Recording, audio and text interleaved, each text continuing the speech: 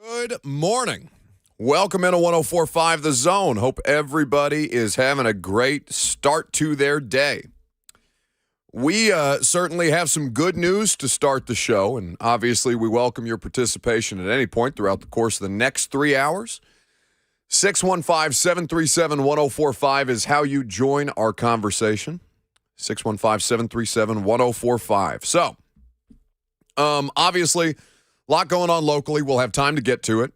Some breaking Vols news a little bit to start our morning off as well. And I'll check in with Lucas about that momentarily. But first and foremost, the biggest story in sports, the thing that all of us, no matter whether you are invested in sports or not, whether you are an NFL fan or not, we have all been following closely, waiting, hoping, and keeping at the top of our minds the Bills safety Damar Hamlin, who, according to his family and his representation, who is with him at this time as they continue to monitor his medical progress, opened his eyes last night and is responsive. The Bills put out this statement. Per the physicians caring for Damar Hamlin at the University of Cincinnati Medical Center, Damar has shown remarkable improvement over the past 24 hours. While still critically ill, he has demonstrated that he appears to be neurologically intact, to which I add parenthetically, thank God. His lungs continue to heal, and he is making steady progress. We are grateful for the love and support we have received. That is the statement from his family, according to the Buffalo Bills social media accounts. So fantastic news to start the day, and we'll continue to keep tabs on his progress and hope for continued and sustained improvement as he tries to get back on track. As far as, no real graceful way to pivot from that to the Vols situation, but it sounds like we have news on a new offensive coordinator at Tennessee, yes? Yes, I guess we could do this. Go. Breaking Vols news on 104.5 The Zone. Spicy. As expected, this is per Pete Thamel of ESPN. Tennessee is promoting quarterbacks coach Joey Halzle to become the new offensive coordinator. Thamel goes on to say he was the quarterback coach, has worked with Heupel for 15 years. He coached Hendon Hooker for 2 of the best offensive years in school history. He did call the plays in the Orange Bowl, the 31-14 win over Clemson. We didn't talk about the Orange Bowl. At least I know you came on the air Monday. Yeah, we got into it pretty heavily Monday. We had Coach Doug Matthews on. But yeah, I think you could make an argument that as far as SEC bowl games go, with the exception of Georgia for obvious reasons, that it was the most impressive win of the bowl season for the SEC. Maybe not the most impressive performance, because I think that goes to Alabama, the way they boat raced Big 12 champ Kansas State. But as far as what it means for the program next season, I think it's up there with the most impressive win for the SEC in bowl season. Well, I'm inclined to agree with that notion. I think the SEC in general didn't get off to a terribly hot start as far as bowl season is concerned, and to see Tennessee kind of put it on Clemson that way was unexpected. I didn't think that Cade Klubnik would struggle as much as he did. I honestly think it's better for Clemson that he did struggle as much as he did. If you're kind of looking at it from a 1,000-foot view, you know what I'm saying? Like, how many Clemson fans would have been pissed if they came out here and kind of along the same lines of the discussion that we had leading into the Orange Bowl. If Cade Klubnik came out there, killed Tennessee, a defense that, is able to get got from time to time. But I was really impressed with the performance on both sides of the ball by the University of Tennessee in that game. Especially defensively. Clemson got inside the 35-yard line 9 times, and they had 1 touchdown to show for it. So, Joey Halzle becomes the next offensive coordinator at Tennessee. Now, here's the thing, though. Did Golish call the plays while he was the offensive coordinator, or has that still been Josh Heupel? No, this season, Alex Golish called the plays. Okay. And Josh Heupel has heavy input. Obviously, it's his offense, it's his game plan. But, we played the audio from Golish with USF Media about having to earn that trust from Heupel from working with him for years to be able to call the plays. Well, the only other person that has done anything to be able to earn that trust is Joey Halzle. If it wasn't going to be Joey Halzle as the offensive coordinator, Josh Heupel probably would have been the one calling plays. I think in a system like this, you want promotion internally. I mean, there's a certain way that it's run. It's not like that's not the case for several different offensive schemes in college football, but I do think that this one, I think that this one generally lends itself to sustained continuity and success by continuing to promote from within, because obviously there's a certain style that you want to play with. There's a certain personnel rotation that you want to make sure that you incorporate. We've talked about the wide receivers specifically in this offense, and then obviously the tempo with which they play. You have to have somebody who knows how to think on their feet in a short amount of time for as many plays as they run per minute. Well, what did they finish with, by the way, in terms of plays per minute this year? Oh, good question. I'll look that up. I wonder if they led the country again. Tyler on YouTube says, I know what Heupel said about the quarterback competition, but after that game, I 100% believe it is Milton's job to lose. Oh, sure. I think, Joe had some moments, right? But for the most part, I was very impressed with the way that he operated. I thought he hit some intermediate stuff with greater accuracy and a slightly better touch. I will not say, there was still some that he tried to throw through physically a body. But, for the most part, I thought you felt pretty good about the Joe Milton experience. Coach Doug Matthews said something interesting on Monday, that he felt that if Halzle did indeed get promoted to offensive coordinator, which he has reportedly, that offensive line coach Glenn Ellerbe would be named co-offensive coordinator, which we haven't seen yet, but Coach Matthews kind of said to look out for that on Monday, which I thought was interesting. But yeah, Milton, he's just not as fluid, right, when you watch him compared to Hooker, going through progressions and the way he runs the football. It feels like he's not as natural with his feel for the pocket, but there were certain things that you wanted to see from him that you saw against Clemson, against a really talented defense, one of the most talented defenses they've played all year. That deep ball to Ramel Keaton for the touchdown, that's exactly what you want to see, because it wasn't a 50, 60-yard frozen rope that if it's not dead on the money, it's going to be an incompletion. He put some air under it. He let Keaton track the football and just camp under it and score the touchdown. So you saw what you felt like you needed to see from Milton to go into the offseason saying, okay, he's your guy, and you can feel good about that. Dylan in the YouTube chat says that Nico isn't getting paid $8 million to ride the bench, baby. We'll see how that goes. There'll be plenty of time. So that's the good news. Vols have a new OC. Bill safety DeMar Hamlin making progress as good as anybody could hope for at this juncture, given the circumstance. Now, to the bad news. Anybody see the Titans injury report yesterday? When that came out about, 3, 4 o'clock? Now, I think everybody's kind of numb to it a little bit at this point. It was shorter than usual. It sure was, bud.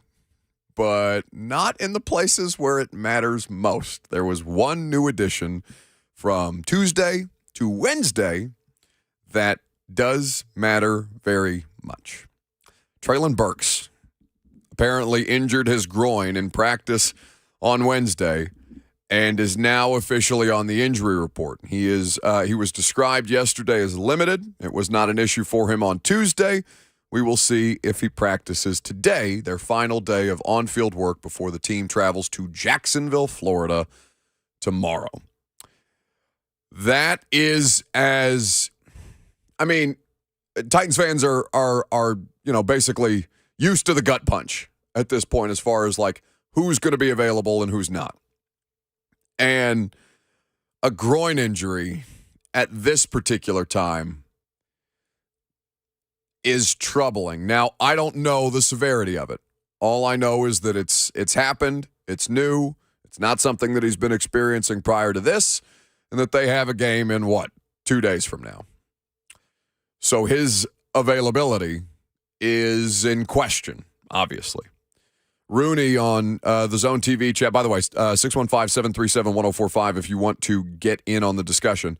Rooney on the Zone TV chat says, I'm so over these injuries, don't even care anymore. And that's fine, but I do think this is one that you have to care about if you have any interest, any whatsoever. And I've been through this with you guys the past couple of days as to what your actual level of interest in seeing your football team win on Saturday night is.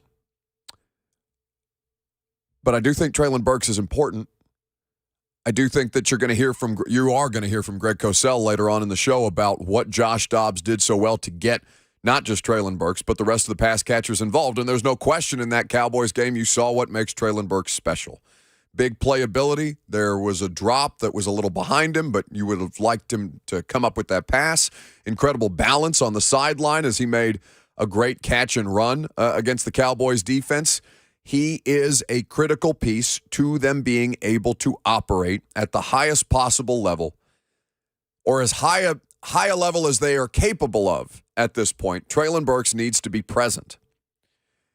And so to see that yesterday on the injury report obviously causes you more consternation about this team's chances to go in and get a critical win, to win a third consecutive AFC South title, to get into the postseason, and to host a home playoff game.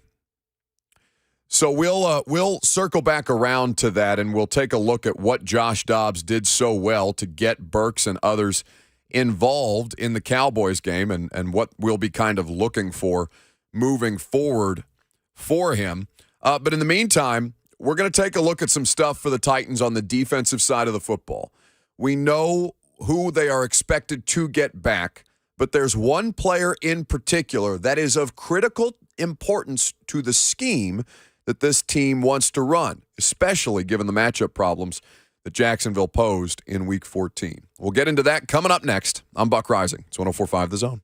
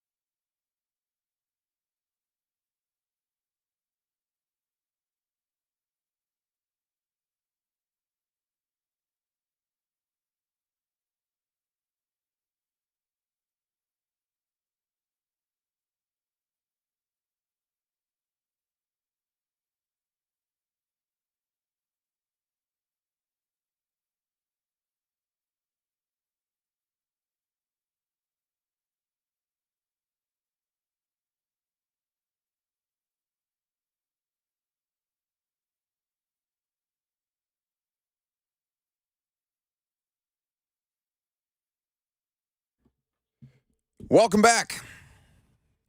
Buck Rising here with you until 1 o'clock, talking Titans and Jags this morning. As I mentioned, last day of work on the field for Tennessee before they fly down to Jacksonville tomorrow.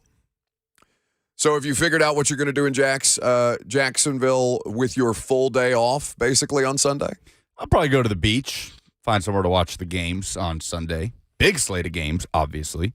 Yeah, we're gonna circle back around to some other teams that have win and in situations in the NFL playoffs with week 18 decisions on the line. We played for you yesterday the Ron Rivera sound of him not knowing that other games could impact the fact that Washington is now officially removed from postseason contention, and their head coach had no idea as he got up to the media to address, or he got up to the podium to address the media after their most recent loss. But either way, Titans in this spot. There is a situation for the Titans defense that feels like they've got some legitimate positive momentum moving forward into this game because, as we've discussed, they rested a considerable amount of their starters against the Dallas Cowboys in a game that had zero playoff implications for Tennessee. The health of the team has obviously been the biggest talking point all year long. The Jags are a team that is playing as well as anybody in football. Lucas, how many points per game did you say they were scoring since Week 14? In this last 4-game win streak, they've scored 31.5 points per game. Yikes. Not exactly the kind of matchup that this particular Titans team feels like it's well-equipped to deal with, unless they get a little right defensively. Now, there's a couple of different parts and pieces to this. Christian Fulton was back on the practice field yesterday. That's a huge deal. He is still their top corner. Roger McCreary has been more available, but as you look at what it is that the Titans secondary has been trying to manage, they have a shuffling deck of cards as far as who's going to play corner on every given week. Now, we know that Fulton had a hamstring injury earlier in the season that he played through. We know that the most recent thing to keep him down is a groin injury. And we know that, Kevin Byard and Roger McCreary have been the most durable and available of these players. McCreary, I thought, and I was texting, in fact, Mina Kimes was texting me yesterday. I assume she's doing a Jags-Titans breakdown for NFL Live at some point this week. So she was asking me about some availability for players. And we were talking during the show yesterday via text about Roger McCreary. And Roger, I think for the most part, he's had some moments where offensive coordinators and offenses in the NFL that he's gone up against this year have found ways to isolate him and made him pay. He's had a couple of penalties that are head scratchers, but he's still a rookie. He's still a starter, and he's really held it down as well as could be expected. I think Roger McCreary, given the circumstances, is the rookie that I have been most impressed with for the Titans this season. Chig has the potential to be. Burks, I think, is a difference maker, but, one in Chig is dependent on targets and snaps if the coaching staff is going to play him. And then Burks obviously has been in and out of the lineup in ways that McCreary is not. Point being, Andrew Adams is done for the year. Torn patellar tendon, right? That dude, after Amani Hooker's first injury situation, came in and played damn near 100% of the snaps from basically the halfway point of the season on. And then when Amani Hooker returned, would be still playing out there in their big nickel situations. And Andrew Adams had held down that starting safety spot alongside Kevin Byard very well. Now, he's done. He becomes the 83rd player in the last 2 seasons that this team has placed on injured reserve. And so as you figure out, okay, is Fulton's practicing, but is he going to be available? That we will find out later this afternoon. Well, actually, I don't know. Does Vrabel have to rule guys out today? I don't think he does. Vrabel's speaking today. Yeah, today is basically Friday. No. Well, it's kind of like a Thursday, right? A Thursday night game. I don't think he has to rule guys out today in the way that he would on a typical Friday. Well, he is congregating with the media at 1 o'clock like he always does on Friday, so he's going to get asked. He's going to get asked. I think there is a high percentage chance that he doesn't have to tell him today, which means that he won't. So we'll see. We'll see what happens. That information will be available to us on Blaine and Mickey, I'm sure, by the time, whether or not he's ruled people out. So we'll find out about Christian Fulton and a few others. But in the unknown of who's going to be out there in the secondary, basically other than Byard and McCreary at this point in the season, and I guess Trey Avery would be a starting outside corner if Fulton can't go, there is the question of Amani Hooker and his availability. So I was talking to Greg Cosell yesterday. Greg Cosell, NFL Films. We do a podcast every Wednesday. It's called The Install. It's available for you now. Some really good stuff in there on Josh Dobbs and a lot of other different parts and pieces about this matchup. But specifically about Amani Hooker, I thought Greg's point that he made was critical to describe how important it is that Amani Hooker be out on the field when the Titans play the Jags on Saturday night. Jaguars did some really good things offensively as well, concept-wise, and they were able to throw the ball, and there was not really a pass rush in that game. And that's a big factor. Now, I assume Simmons and Autry will be playing on Saturday night. Yes, they are scheduled to go, as is Derrick Henry. We're still awaiting word on Amani Hooker and Christian Fulton. Yeah, Hooker is critical because Adams, who, by the way, gave them an awful lot this year. Say what you want, but that kid gave them an awful lot, given that he was a free agent and was not expected to play at all and ended up playing over, the last 2.5 months, almost every snap every week. So now that he's done for the season, they really need Hooker. They play a lot of big nickel with 3 safeties. That has become a foundational personnel package on defense. Now, do they have to play it? No, but it's become foundational. So I assume they'd like to play it, so they need Hooker for that. He's got to be out there. He's got to be out there if they want to try and combat some of the matchup advantages that Jacksonville created in Week 14. Amani Hooker is obviously a critically important piece under normal circumstances, but in this game where Evan Ingram has not looked that good all year long as he did against the Tennessee Titans. He had a season high as far as catches, targets, and receiving yards. Obviously had the 2 touchdowns in that game. He's a matchup problem, and Doug Peterson and the Jags offensive coaching staff found good ways to kind of create those matchups and exploit some of the zone coverages that the Titans were playing. Now, obviously, they've had to make do without Amani Hooker. The question is, has it been good enough? And I think we can all come to the conclusion that through 6 straight losses, hasn't been good enough in a variety of different ways.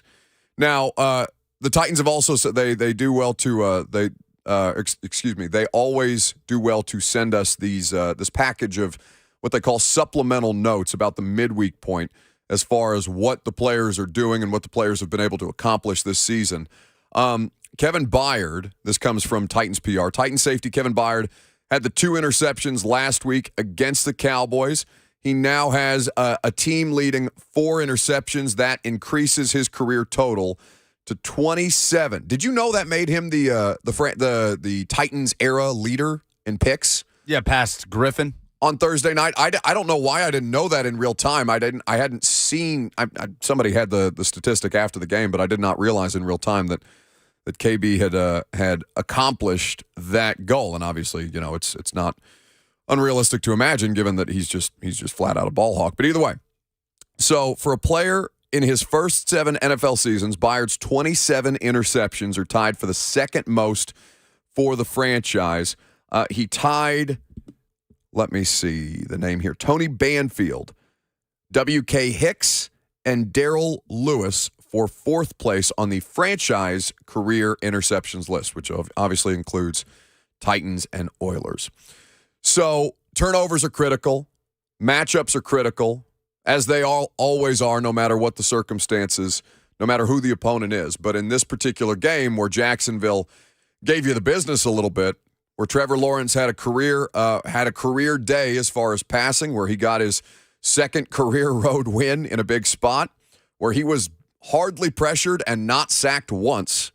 Titans need to be able to, handle this interesting complement of Jags skill position players while doing a better job of getting pressure on the quarterback.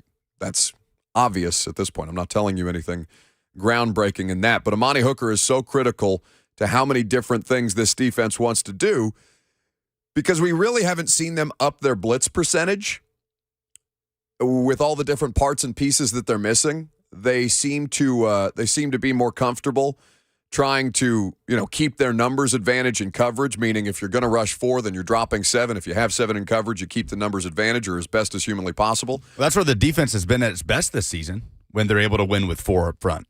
Yes, when they're able to win with 4 up front, except lately, obviously, that's been a big struggle with Jeff dealing with what he's dealing with and hindering his effectiveness at times, and then obviously the absence of Danico Autry for a good chunk of this second half of the year. I think, though, that they have the ability in this game. This is as confident as I've felt about them being able to kind of get back to center a little bit from the defensive side of the ball as I have in, a month and a half, basically, really, since Danico went down. And I think that, as we talked about yesterday with Mike Keith, I think that really and truly is their biggest advantage in this game. That you can say, and advantages on paper mean nothing if the players go out there and aren't able to perform or execute, or there's miscues or penalties or all the different things that can happen throughout the course of an NFL football game. Nothing is guaranteed. Nothing we can do all the pregame analysis we want, and then the words don't matter because some weird bleep happens, and Trevor Lawrence has a career day. But I think that what Jacksonville is trying to do is. What Jacksonville is trying to do is, give Trevor Lawrence the opportunity to be comfortable in the pocket. They were able to do that in the first matchup against the Titans. Titans obviously were not working with their full complement of pass rushers, and, to say that they haven't been working with their full complement of pass rushers literally all season, we know that to be so, given Harold Landry's injury and now Bud Dupree on IR. But to get Amani Hooker back in the mix this week, and I did get a text from Robbie Bourne, their head of PR, that the injury designations will be today. So, or rather, the game designations will be today. So, you can look forward to that, finding out about that on Blaine and Mickey later this afternoon. I think that I'd be curious though, because there's some things offensively that I like about what they're going to be able to do. The defense, though, is the thing that I kind of default to because that's what they've been more – that's just generally what they've been better at throughout the course of the season. And I don't know how much of this is – and I'm just talking through this, through what's going on in my head out loud, so you guys will tell me if this doesn't make sense. But I guess I'm almost – defaulting to things that I have seen them do previously that may not necessarily matter in this particular game. Does that make sense? Because Vrabel has talked about this, and I think I've come around on this position, or at least I feel like I'm more realistic about what to expect in any given football game, that the previous week's results don't necessarily apply to whatever game is ahead of you. And that each game should be taken as a single game sample size of a 17-game regular season, as opposed to trying to lump these results together and make assessments that way. It doesn't, the NFL doesn't really conform to that kind of stuff. Jacksonville is putting out their uniforms, their uniform. What do you want to call it? They've announced what kind of uniforms they're wearing. They're going all teal. I think that's the worst possible look in the NFL. Their own britches report. Do you notice that I don't remember another team doing that before the Titans started making a big, like they have a whole production thing around Jimmy Wyatt's britches report now. And my buddies on Austin Huff and Jack Gentry, they're trying to scoop Jimmy with the socks report as opposed to the britches report. And I saw Jimmy had to give them credit first for getting the socks right. Everyone loves the britches report. Sources say. We wait with bated breath for it. It just means that there's a game coming up. But as you look at the Titans and the Jags and we'll get into what went wrong mostly in the first matchup later on in the show, and we'll also talk about Josh Dobbs. You'll hear from Greg Cosell on that. I think that a part of this is, can they? I think more importantly than anything, more importantly than Josh Dobbs making progress, more importantly than than the Titans being able to get consistent pressure is they cannot be penalized at the rate that they have been throughout the course of this season consistently.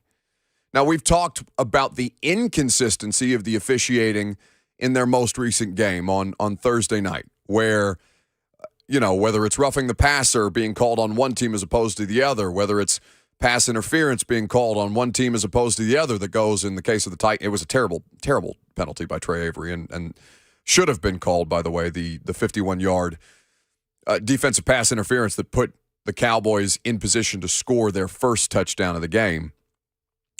The ability to play a mostly clean football game. It's unrealistic to expect them to have 0 penalties in a game. That's just not going to happen. There's too much wiggle room for error. But I think that the thing that they've been trying to get across to the players most consistently this season that they have not been able to get through to them is the penalty situation. That's my biggest suspicion about the Titans right now. Because it's always been a strength of theirs. That's what's crazy. And, I don't know, I don't know what you can do to get Dennis Daly to not false start on 2 4th downs, right? I don't know if, also, he's lined up across from Micah Parsons, and that's kind of scary. And I don't necessarily blame Dennis Daly for wanting to get a little head start, given how Dennis's season has gone. But in these moments, that's been the biggest thing that's been less correctable or least corrected is probably the better way to say it, throughout the course of the season, other than the thing that you can't control, which is the injuries.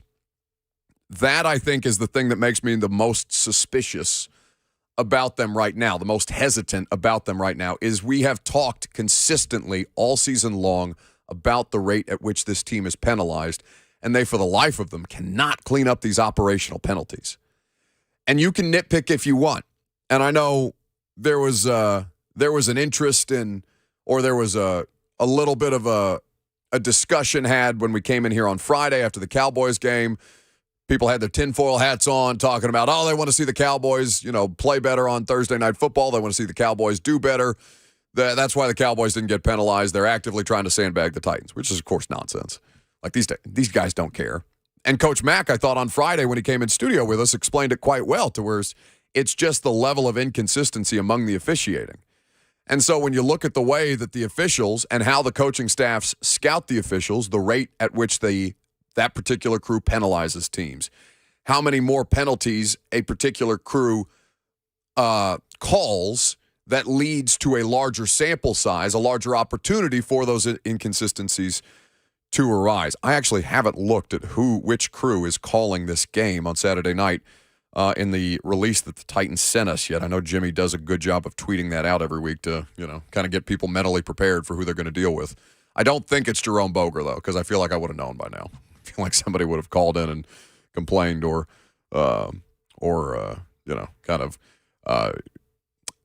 espoused the conspiracy theory that the league is clearly against the Titans, depending on which officiating crew they ended up getting. Well, Mike Keith, at the start of every Titans radio broadcast, tells you who the officials are and usually has some type of stat for that officiating crew. Like they're second in the league in, holding calls or something like that. So if you want to mentally prepare yourself for what might happen over the course of the 4 quarters in Jacksonville, just catch the Titans radio broadcast off the top, and he'll tell you what trends that particular crew has. 615-737-1045 is how you join the conversation. There is another component of this beyond injuries and beyond penalties that has bogged the Titans down. A bad trend that they have been a big part of, basically, since Week 14. And it involves their most important offensive player. We're going to tell you what that is coming up next.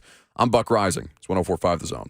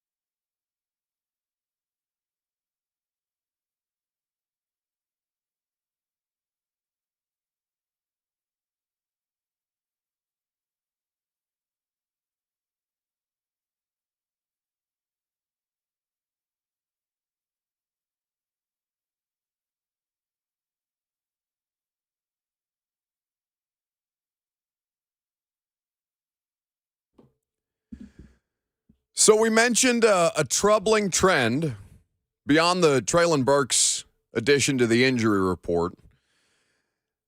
What's a fair assessment of Treylon Burks at this point? Because I feel like he's gonna start getting hit with like injury prone and the kind of generalities that people tend to default to when a player like this has multiple. I mean, these are different kinds of injuries between turf toe, concussion, and groin. I struggle with people who want to like preemptively label a player like that injury prone, given that those injuries are not connected.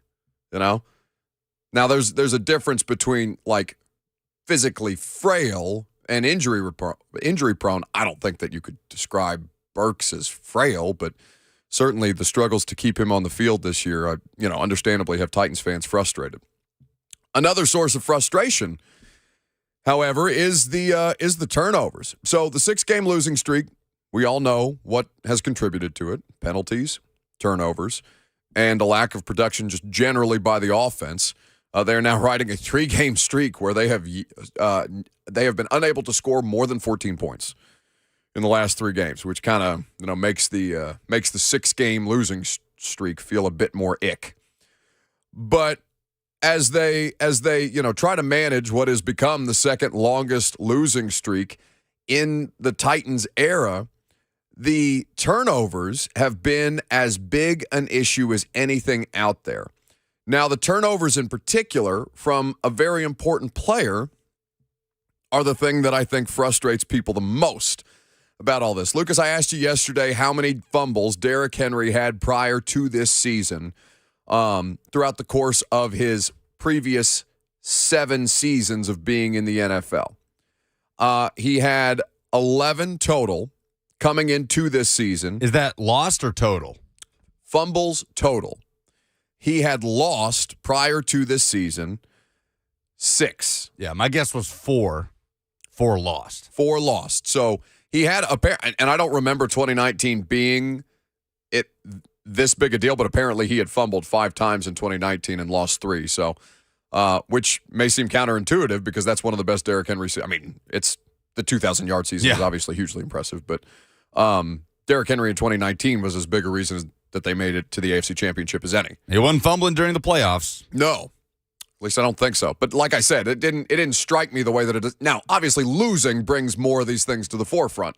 Like if Derrick fumbles and they still find a way to win a game, or Derrick fumbles and he hangs on to it as opposed to coughing 2 up against the Jags, then it's a different conversation, right? Those warts are more easy to spot when you are losing, and in particular, the kind of losing streak that this team has been on. Yeah, but they've led to some big swings in games, like the Jags game. Which we will discuss later on in the noon hour. But so now, with 11 fumbles heading into this season and 6 total lost, Derrick has already fumbled in 2022 6 times and lost 3. This is according to StatMuse. So the turnovers for Derrick are massive because there's a couple of different elements to this, right? You don't want to tell Derrick, hey, don't fight for extra yards because that's half the reason that it's more than half the reason that Derrick Henry is so effective. The fact that, even when you think he's going to get tackled for a 1-yard or 2-yard gain, he still finds a way to like squirt or wiggle his way into 3 or 4 more than he probably should have, or a normal running back might. Yards after contact is as big a part of his game as anybody at that position in the NFL right now. So you don't want to tell him, hey, the extra yards, kind of know when the journey's over, in the way that Mike Vrabel was asked that question the other day. I believe Tehran asked the question about how do you kind of let him know, or how do you kind of coach him up on when the journey's over? And Vrabel's response was, well, the problem is, like, how's he really supposed to know when the journey's over?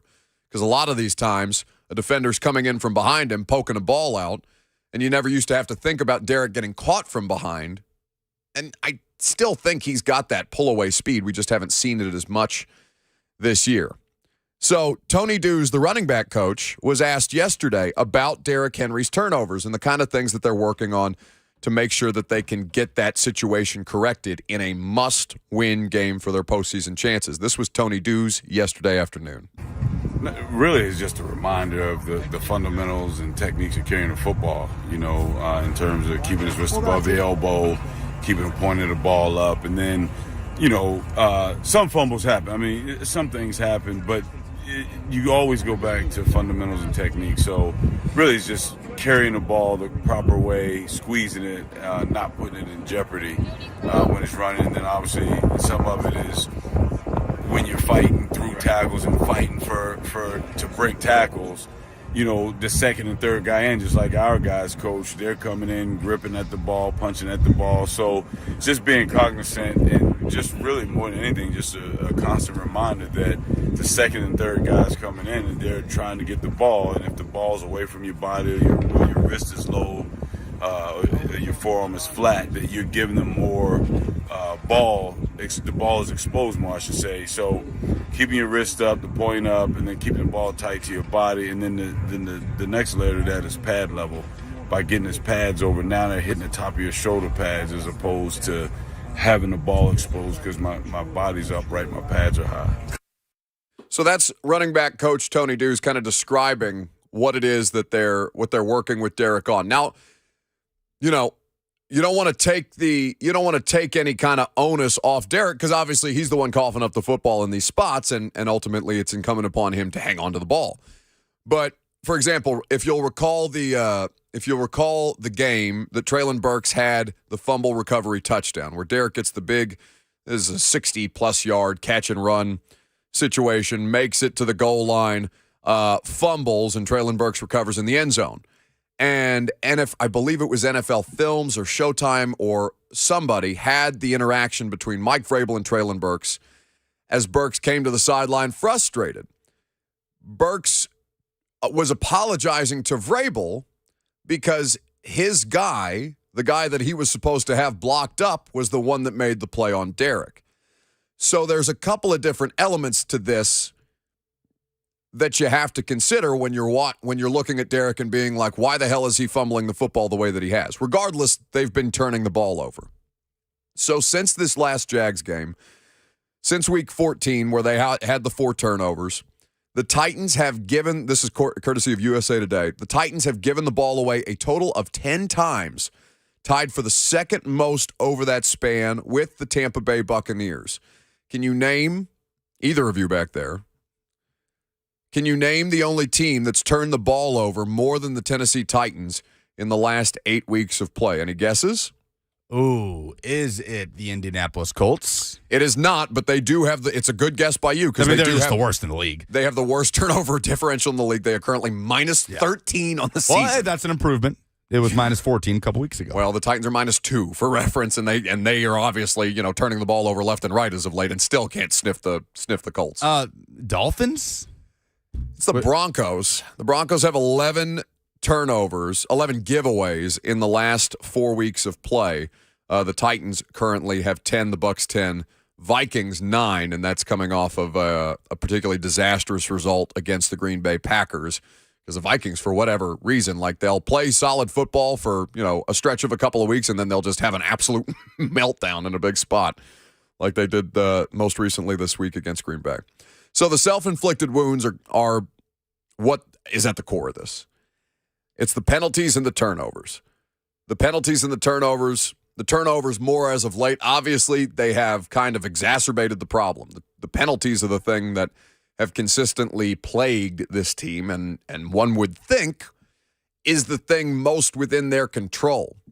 So what they're going to prioritize. Whether Derek comes out in sleeves or not on Saturday afternoon is going to be a talking point, rightly or wrongly. But I do think that at this point, that is the thing that is going to be the biggest key to the game to me is the turnover differential. And we've talked to Brett Kern about this before, right? Where in the team meeting on Friday, or rather in the team meeting regularly, regardless of who the opponent is, they'll have specific keys to each game, but the ones that hold true no matter who the opponent is. Can you win the turnover battle? Did you outrush the opponent? Did your quarterback have a higher rating than the other quarterback? Those are kind of the 3 overarching keys that Mike Vrabel and his coaching staff hammers home to the players on a regular basis. Now, I think those have never been more important than at this particular time, and never more important than for your, not knowing necessarily whether Treylon Burks is going to be out there, for your most important offensive player in Derrick Henry. 615-737-1045 is how you interact, or the Zone TV chat if you would be so inclined. Bryce R. says, I'm convinced that the Titans would be better off playing without a left tackle than having Dennis Daly out there. There's only so much that they're going to be able to get accomplished with their tackle situation, right? And by the way, I don't think NPF's any sure thing for Saturday at this point. The ankle injury is still something that is hovering around there. Now, I don't know. They obviously rested him against the Cowboys, and LaRaven Clark is as nightmarish to watch as Dennis Daly. So and NPF has had plenty of bad moments too. He does give you a better chance, though, than LaRaven Clark, who we all saw to be even, I would argue, worse than what Dennis Daly has been able to be. And as far as that goes, by the way, there's a point where I think people have to be realistic about the tackle situation. Okay? I understand that you guys hate watching that dude play. I understand that he has had several nuclear moments that have cost this team critical position, the ability to score points because a pressure or a sack that he'll give up causes a turnover. He is one player of 11 out on the field, so it's not entirely on him. But there's almost like it's turned into basically just name calling with Dennis Daly at this point. And while he obviously deserves criticism, it's not like this dude is actively trying to go out there and suck as badly as he has throughout the course of this season. Whether I'm going soft on it or not, I pity that dude. I feel bad for him every time he trots out onto the field, or every time he trots off the sideline after a 4th and 5 false start that cost the team the ability to try and get points on the board. Because it was never supposed to get to this point. It was never, ever supposed to get to this point. Let's go back and think about what the plan was at left tackle coming into the season. Obviously, Lawan. Yeah. And DeMarco Jones was kind of your swing guy who had career starts at tackle and at guard, and he's been hurt essentially the entirety of the season. Didn't play a game. Has he not taken a snap? No. The highlight of the JaMarco Jones experience is didn't he slap Taylor Lewan in the helmet during training camp or something like that? Little training camp scuffle. Little dust up. But so that was that. Am I missing anything there? It was Lewan, obviously. Lewan, JaMarco Jones was their free agency signing that they thought, okay, maybe this guy can compete at guard. Yeah. Mike Vrabel, I remember, talked about it at the owners' meetings. He had familiarity with JaMarco from Ohio State. He said, this guy has played some football, but we think there might be a little more there that we're interested in seeing him compete for. And also, he had played tackle, so it's a good depth spot, even if the guy didn't outright win one of the starting guard jobs, as he obviously did not this season. So, yes, that was never the plan, and then, the plan changed when you had to trade a 5th-round pick for Dennis Daly. And, by the way, Dennis Daly is markedly worse now than he was in Carolina. There are moments against the Texans. I had conversations with people in the NFL who are watching this thing, as we all do. There are scouts who do the advanced scouts who go on the road for a team to take a look at who their team's next opponent is going to be and a variety of other things. But during the Texans game, the remark was made to me that he is not a professional football player at this point in the Texans game. That's the worst game he's played all season against a team that does not have any kind of game-wrecking pass rushers. I do think, though, that you have to take this thing with a grain of salt when you watch the Titans offense right now, because your tackle situation lends itself to making even average pass rushers, giving them the ability to have a big day. 615-737-1045 is how you jump in on our conversation. Coming up next, you're going to hear Greg Cosell's analysis of Josh Dobbs within the Titans offense. You're going to want to hear it.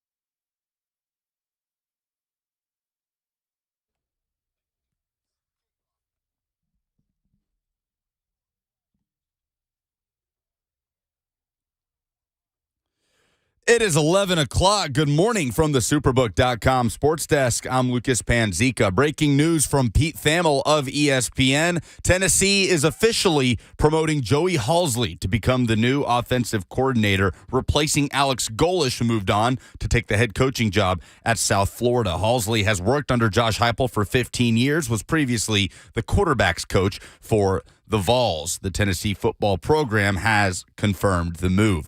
And great news on Buffalo Bills safety Damar Hamlin, who went down with cardiac arrest during the Monday Night Football game between Bills and Bengals. This from the Buffalo Bills official Twitter account. Per the physicians caring for Damar Hamlin at the University of Cincinnati Medical Center, Damar has shown remarkable improvement over the past 24 hours. While still critically ill, he has demonstrated that he appears to be neurologically intact. His lungs continue to heal, and he is making steady progress. And the Bills go on to say, we are grateful for the love and support we have received. Great news on the recovery of Damar Hamlin. Mike Vrabel coming up at 1 o'clock will let us know who is out for the Titans-Jags game on Saturday, which will determine the winner of the AFC South. For all your foundation repair and waterproofing needs, visit USSTN.com. Breaking news at 1. Send your home for the Titans and Vols. This is 104.5 The Zone.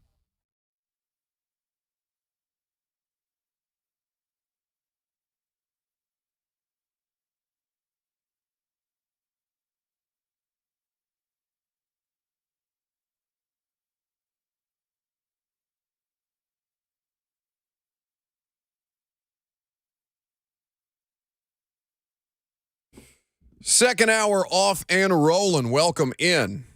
Hope your Thursday's going swell. We are so pleased to have you here. Robert, Lucas, and myself. Join us if you would like to at any point. 615-737-1045 is the number.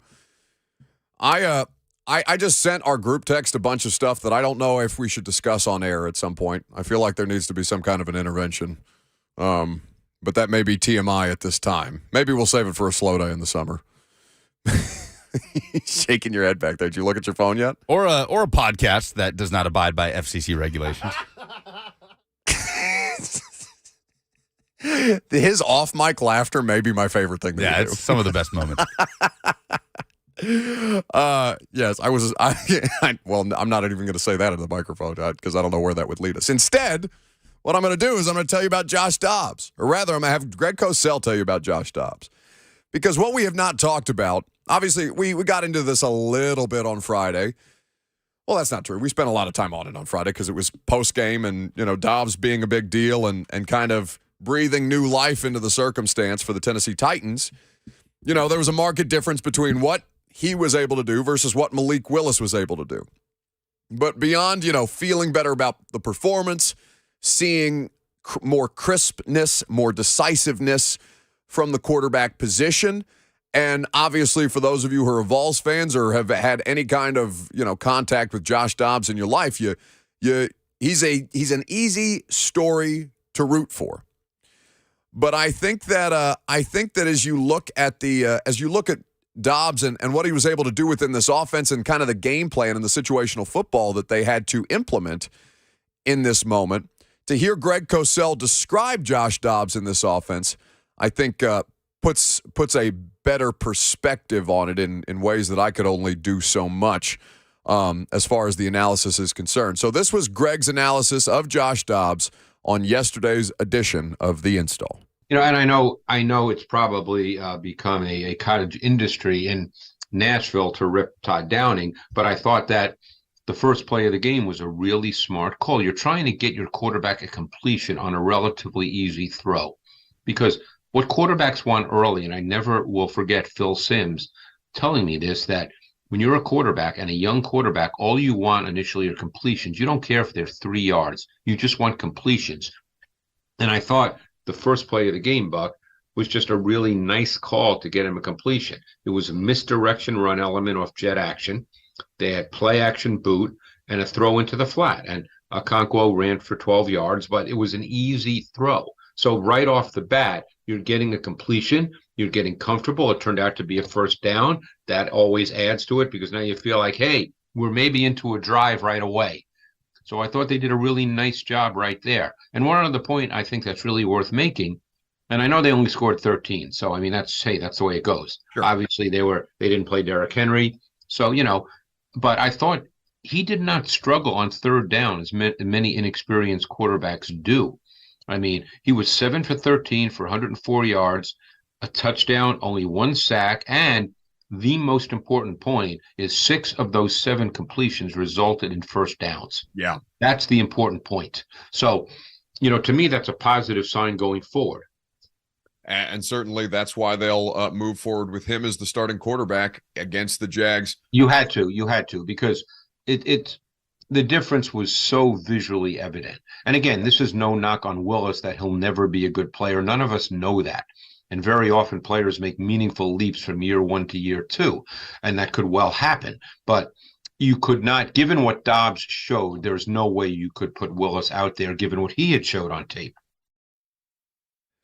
So that's Greg Cosell's analysis of Josh Dobbs. And I think that point he made about 6 of the 7 third down attempts that he have were converted. That's a huge thing about the ability to sustain drives within this offense. That's the kind of juice that Josh Dobbs gives you. And again, it wasn't a winning effort. They threw 39 attempts. He dropped back more than that. I think it was 40. I mean, it was north of 40 dropbacks throughout the course of this game. And the score got away from them. They were having a chase. They did it with their passing game. I think it makes the statistics look a little better than they might actually feel. But there was progress made for the Titans as a passing game, as an offense with him under center. And Greg kind of giving more voice to that, I think helps you kind of visualize in your mind's eye, all right, what's the difference other than one is better than the other? Why is one better than the other? And how is the execution better from one player to another? And we haven't talked about what this means for Malik. His circumstance is a fascinating one. And, this is a larger conversation for the offseason, obviously, because there's a game to be played and he's not the starting quarterback. And if he ends up playing in this game, it means something terrible has happened to Josh Dobbs. So, at this point, you don't want to see anything like that happen. But while I think there may be a kind of knee-jerk reaction to say, well, this just means that they're done with Malik Willis. And I've had people ask me, well, is Malik going to get cut next year now that John Robinson is no longer employed with the team? Is Josh Dobbs and Ryan Tannehill who they're going to roll into the season with after seeing Josh Dobbs play literally one game? There's a lot of harsh reactions to what it is. And I think largely, or at least a lot of people have been expressing the idea that this means that the Titans are done with Malik Willis. And people with credibility, by the way, giving voice to that. We played you that Peter King clip yesterday. You don't have that handy, do you, Lucas? The Peter King of NBC, who's one of the foremost NFL insiders, right? They were talking about the Titans and in particular the decisions at quarterback prior to Dobbs being announced as the starter for Saturday's game against the Jags. And what Peter King was kind of, I think, you could call it educated guessing at or hinting at based on conversations that he's had is that, this coaching staff with that quick a trigger for Malik, that kind of tells you everything you need to know.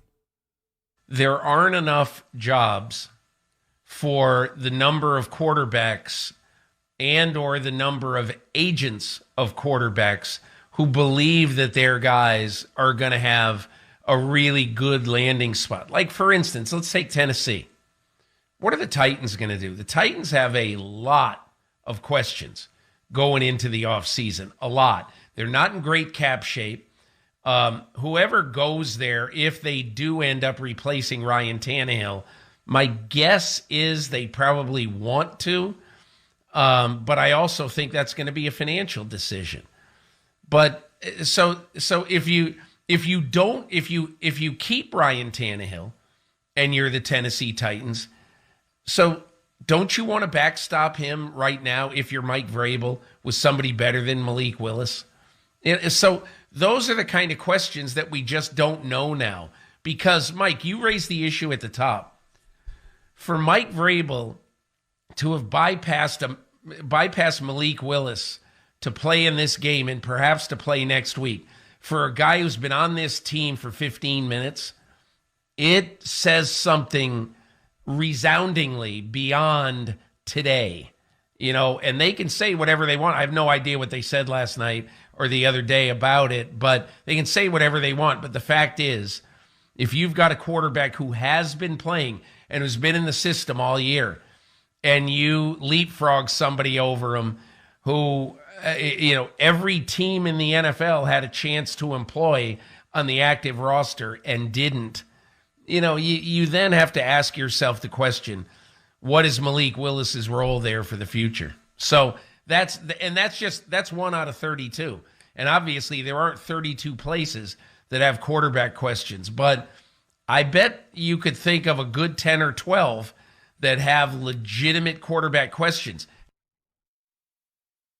That's Peter King of NBC Sports talking about the Titans quarterback situation. I don't know why we're judging this guy on a redshirt year.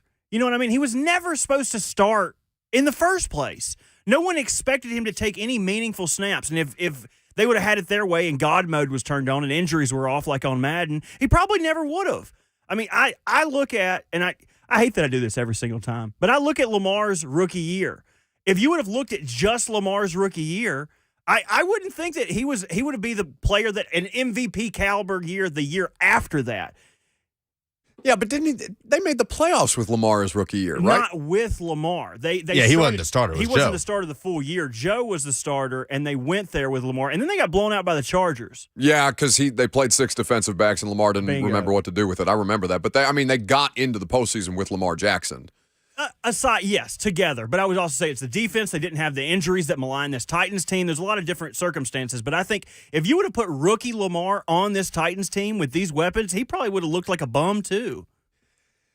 Yeah, but I just can't judge a guy this early. So you answered your own question, though.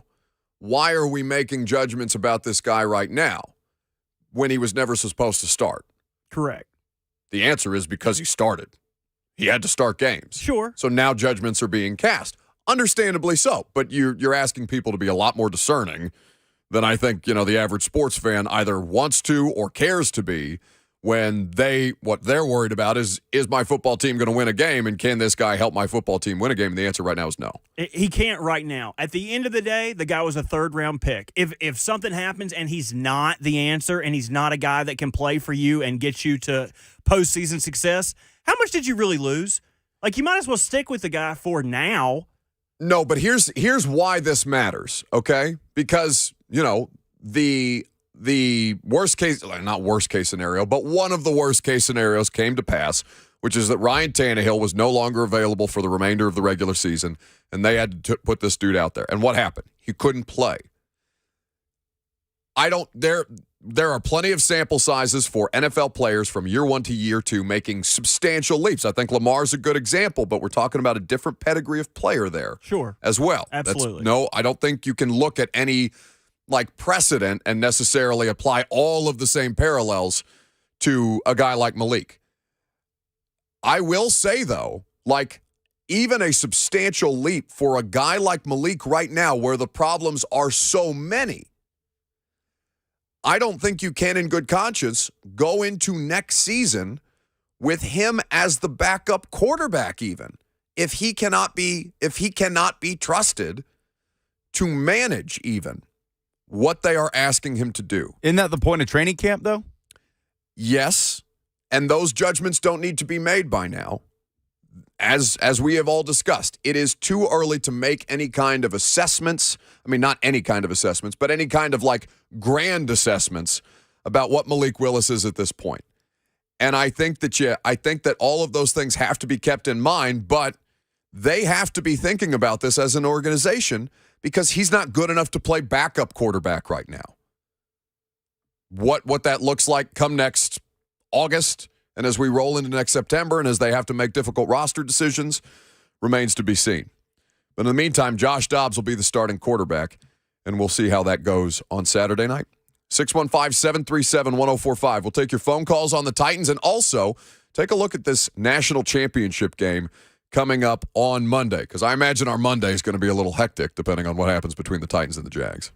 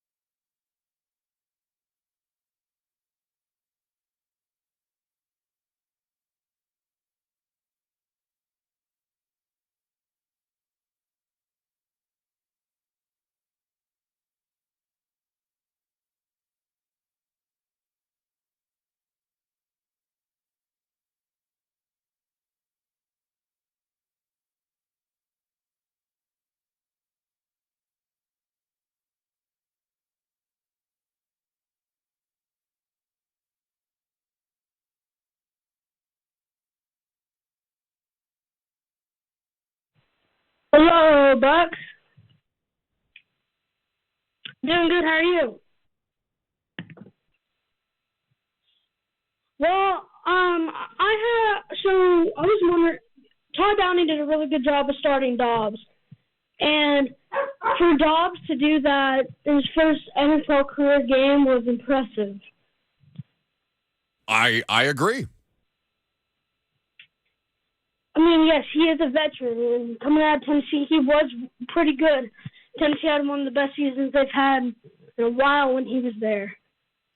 Leland, are you a Vols fan? No, sadly not, but I'm a Clemson fan. Oh.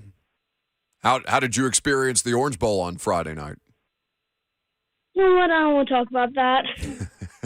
Okay, buddy. Thank you for the call. 615-737-1045. Have we had Leland before? Like, I feel we do have. I can't speak for the other three shows, but I feel like we do have an inordinate amount of well-versed, younger members of the audience who, Lucas, it seems like want to take our jobs at some point. I feel like Leland's probably going to be better at the analysis than us at some point in his career because he's clearly got the quarterback situation figured out. We'll see if Bruce can keep pace with him. Hey, Bruce. How's it going? Good, boss. Okay, I wanted to go back to the Malik Willis conversation. I think the real question here is what would it really cost when we get down to evaluating next, I guess, end of summer? What does it cost to keep him? And you got the ability to keep developing him, whether he plays for us or you develop him for a trade down the line. I mean, he's only been on the field really twice, and I don't think it's fair to really judge that. Well, Dobbs, I don't mean to interrupt you, Bruce, but he has played in 8 games with 3 starts this season. That's not an insignificant sample size, Okay, well, yeah, I got my numbers wrong. I was thinking about, I guess, two games that he started. But what would it really cost? I mean, he's a third-round draft pick. What would it cost us to keep him when we're looking at getting rid of big, huge contracts, probably Lewan, as an example? I mean, what does it cost to keep a third-round pick, second-year guy? $1.17 million against the cap is what he cost you this year, which is basically what Jalen Hurts is costing the Eagles right now. But those two things feel very different, do they not, Bruce? Well, Hurts is a second-round pick, right? Yeah, and Hurts is definitely playing a lot better. I would say so. Hey, thank you for the call. Hurts is a second-round pick. Oh, I did not know that made that such significant difference. No, I'm just saying. For the sake of accuracy. Yeah, no, I hear you. I think Hurts is slightly more expensive. I think it's like $1.2 million as opposed to 1.17 that Malik will cost against the cap. But Jalen Hurts signed a 4-year, $6 million deal. So, yeah, I mean, his cap hit this year is 1.6. Yeah, so next year will be almost $2 million. Oh my God. But that's the thing, okay? Like, that's the best advantage that an NFL team can have. A quarterback that you are basically paying nothing. Nothing. That's what Herbert. Now, Herbert's not going to be that for much longer. Hurts is not going to be that much for much longer. It was Burrow. It's Tua right now. I mean, well, and Tua's got. I mean, there's legitimate discussions as to whether Tua should continue playing NFL football. The point is the money they've been able to dump around him because of that. Yes, it changes everything. Why can the Eagles give your former wide receiver $25 million and also pay everybody else in the world? Because their quarterback costs 1.6.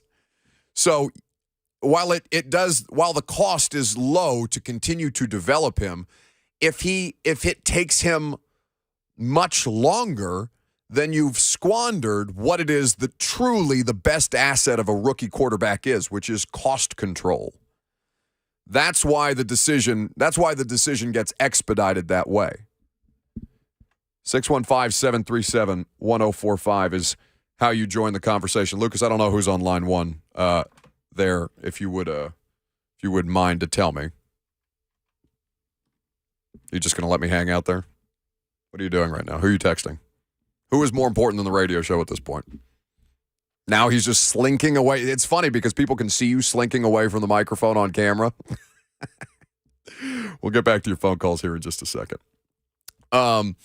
As far as that goes, though, that is that's my big thing with Malik. Okay, it's not, nobody's actively rooting against the guy. Nobody is trying to push him out the door unnecessarily. But I do think that there has to be an urgency to it that everybody talking about the Titans and their future quarterback situation have to have a grasp on. The urgency of it is his price tag.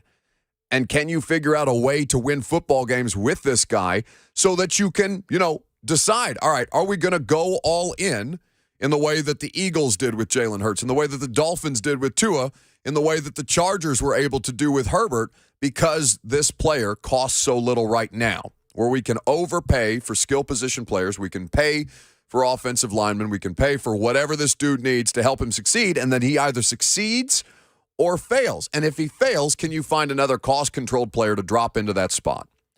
Because the idea that another Tannehill is going to be, lurking around in the backdrop for a fourth-round pick, the way it was with Mariota, it's not necessarily a realistic thing at this time. Spencer in Cookeville is next. Hey, Spencer. Hey, how y'all doing today? Good. So, still talking about the quarterback situation. When we picked up Malik Willis, I really saw a potential, Steve McNair-esque quarterback coming into play. I think the Houston game was just a game, I still think he has potential. I loved watching Josh Dobbs this past weekend, against the Cowboys, doing what he did. So, as far as this playoff picture going forward, I was talking to my friend the other day. If we end up beating the Jaguars this weekend, what are our chances, do you guys think, of even making it out of the first round? I want to make the playoffs, give us that chance. But what do you guys see as our, playoff chances of making it out of the first round? Oh, hell, I have no idea. Spencer, I'm not even going to pretend to gaslight you with some kind of super serious prognostication or season or game prediction, because I don't know what this is. I have no idea what this is going to look like on Saturday, much less if they get into the playoffs.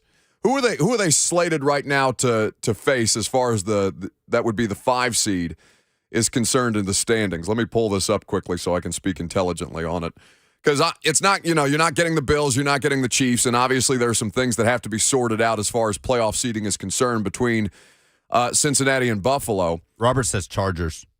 So if you were, you would then host, you are currently slated to host the Los Angeles Chargers if you were to win the division with a win against Jacksonville right now. And you've seen how that Chargers game played out. They were able to hold Justin Herbert at bay largely with a bunch of broken parts and pieces, and Tannehill's injury obviously derailed things. Malik came in for a couple of series and did whatever it was that he could do, and ultimately they lost by 3 to the Chargers because they gave up an explosive play at the end that allowed Los Angeles to set up a field goal, a game-winning field goal. So, that's what you look like, and it would be a familiar opponent.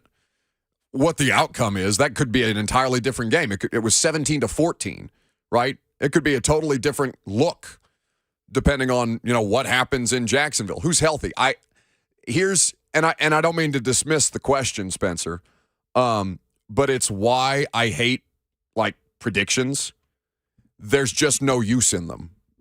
They're just words that don't mean anything. And so, I don't mean to, laugh off the question, but, it's just, I don't think there's not a productive way to do it in ways that are meaningful. At least that's how I feel. I know a lot of people are comfortable doing score predictions and all these other kind of things.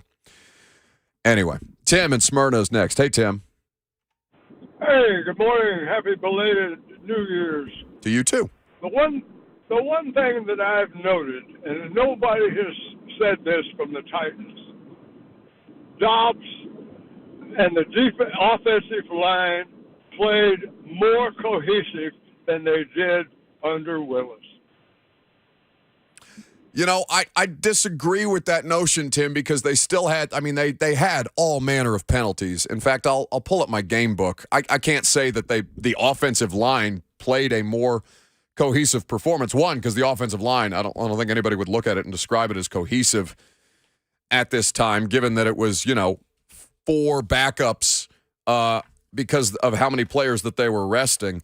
they were penalized. I mean, cohesive is not a word that I would use at all. They were penalized a tremendous amount in this game. They had 10 penalties for 124 yards.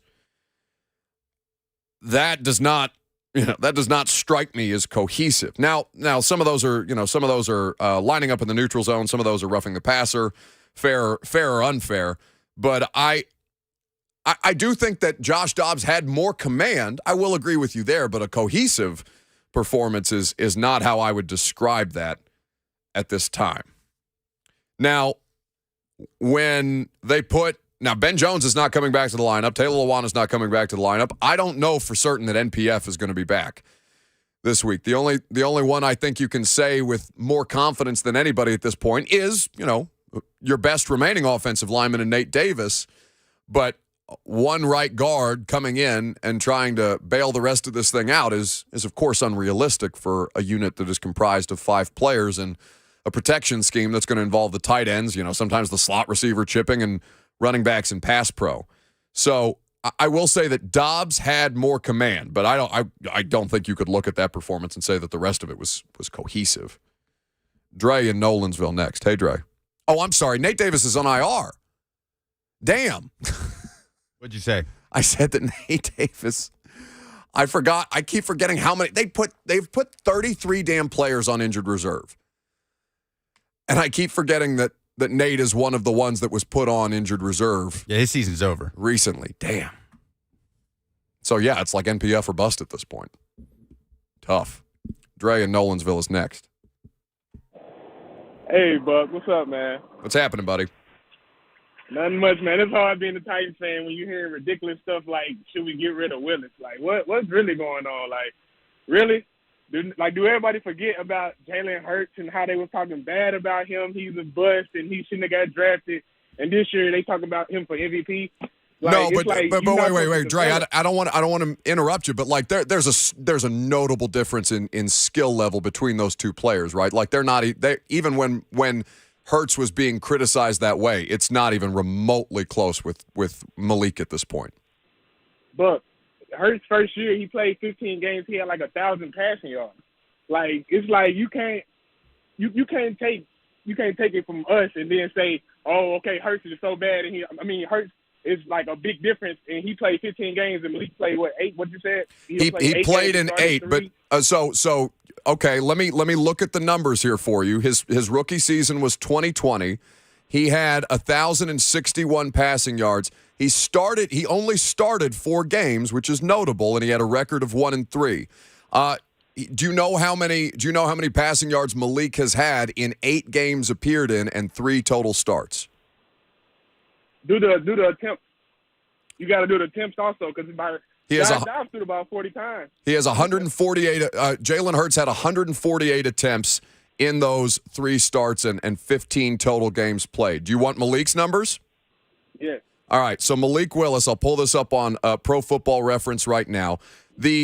Absolutely, the attempts are lower. He has only attempted this season 61 total passes, but he has 276 passing yards, 0 touchdowns, and 3 interceptions. Yeah, exactly. You feel what I'm saying? You can say it's a big difference, but it's really not, especially when you got to think about having Derrick Henry. He didn't play without Derrick Henry. I feel like he would play better without Derrick Henry, honestly. Like, I feel like if he would have Haskins in the game that Josh Dobbs played, he would have played better. That's just me, though. It's just from my point of view. I was at the game when I seen Josh Dobbs. It's like the plays that he ran was completely different than Malik has run, that I've seen us run. He was almost running what Tannehill ran. Instead of him trying to, they're changing up the playbook for Malik because maybe they feel like he can't do, certain things that other players can do or whatever, so they slim it down a little bit. But it's like we can't be the ones judging on set when it's the coaches doing it. You see what I'm saying? No, I'm with you. And Dre, they absolutely do run less of their offense because of Malik. That's not a point that's lost on me. They opened things up more for Dobbs. Thank you for the call, 615-737-1045. Now, I just don't think that Hurts is a fair comparison for Malik at this time. And I don't really have a fair comparison for Malik at this time. I'm sure if I went back through NFL history and did some more, it'd probably be an off-season project as far as the research is concerned, to kind of find a guy who came from a similar circumstance at a program like Liberty, who, basically running a 9th grade offense, versus Jalen Hurts, who played at Oklahoma and Alabama. It's just there. I understand why people want to make those connections, and some of them are fair, but I just think to try and draw that as a parallel, it's unrealistic. Now, also in this is an offensive coaching, a coaching staff change because Peterson was the coach when Willis was, who was the Eagles coach in 2020? Peterson, right? Was last year one for Sirianni? I think last year was Sirianni's first year because that was the super embarrassing press conference, the one that we all thought he was a bit of a dope, where he's talking about, think less equals play more or something like that. I can't remember. Yeah, it was Doug Peterson, 2020. He got fired in 2020. Which is interesting because I wonder if Peterson was actively trying to move on from, to play him in 15 games his rookie year would indicate to me that there was some kind of momentum to get Carson Wentz off the field in 2020 and get Hurts on the field for Philadelphia. But I do think that the offensive coaching staff does matter in that circumstance. Now, that will, I think, naturally draw more criticisms of Todd Downing in that spot. But point being, I think that Malik is kind of unto himself for the time being, and that you can look at a couple of different circumstances in the NFL presently and try and draw those connections, but it's a pretty tough sell given how big a difference their previous experience, their college experience is, and coming into the pros. Let us take it. We'll take more of your phone calls on this. We'll also take a look at NFL playoff scenarios and the college football playoff finale that is going to come our way on Monday. I'm Buck Rising. It's 104.5 The Zone.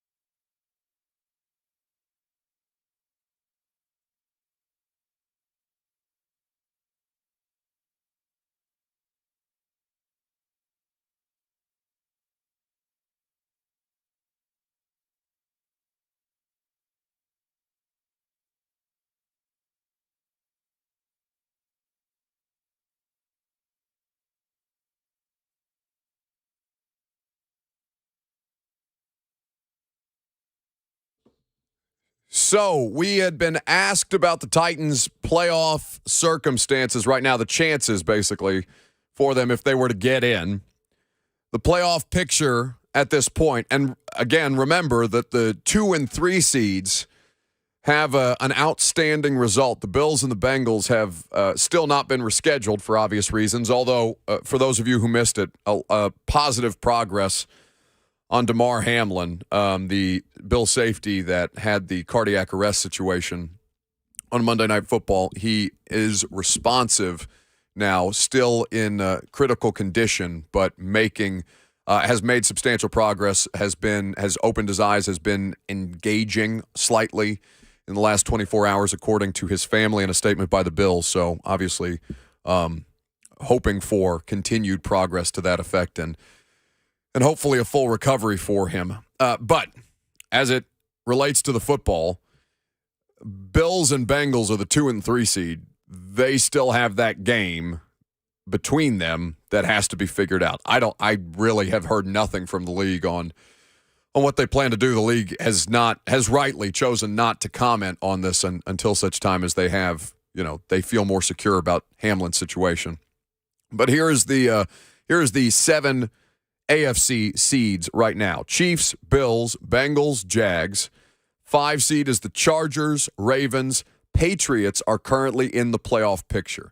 Now, they need to win New England to get in. On the other side of things, in the NFC, Philadelphia, the Niners, Vikings, Bucks, Cowboys, Giants, Seahawks.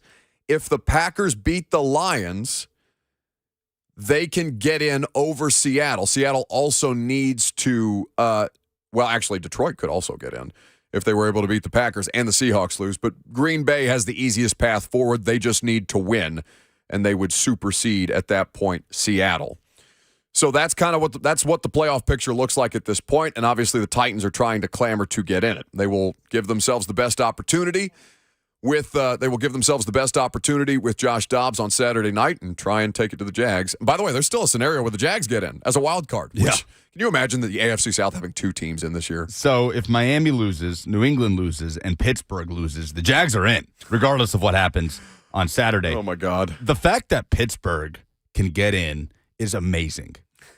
I mean, they need to win. Who do they play? They need the Dolphins and the Patriots to lose. So they need help. I mean, the Steelers, the odds are not in their favor right now. They play the Browns. But the fact that Mike Tomlin could get this team to a winning record and potentially continue that streak of having never had a losing season is remarkable. And if we had 16 games like we used to, then he would have had a winning record. It would 8-8, but he would have already accomplished that of not having a losing record. They're 8-8, not having a losing record. Yes, yeah. Thank you for the correction. He's had a couple 500 seasons, but never a losing record. So they got to beat the Browns to do that. God, which I think they will. By the way, Kenny Pickett looked good on Sunday Night Football. Like he made I know the Ravens are going through it at the quarterback position. By the way, Robert, any thoughts on that particular circumstance? Lamar Jackson not having practiced in a month since his injury. Attention. I hate you both. Tony in Mount Juliet is next. Hey, Tony. Hey, Buck. How y'all doing today? We're good. Good. My thoughts on the question is, I think that Josh Dobbs, should have been the starter, from day one. I mean, before Tannehill got hurt, or what else. But Malik, he's just not ready. And for the caller that called before me, saying that Malik is better than Dobbs, that's an idiotic thing to say.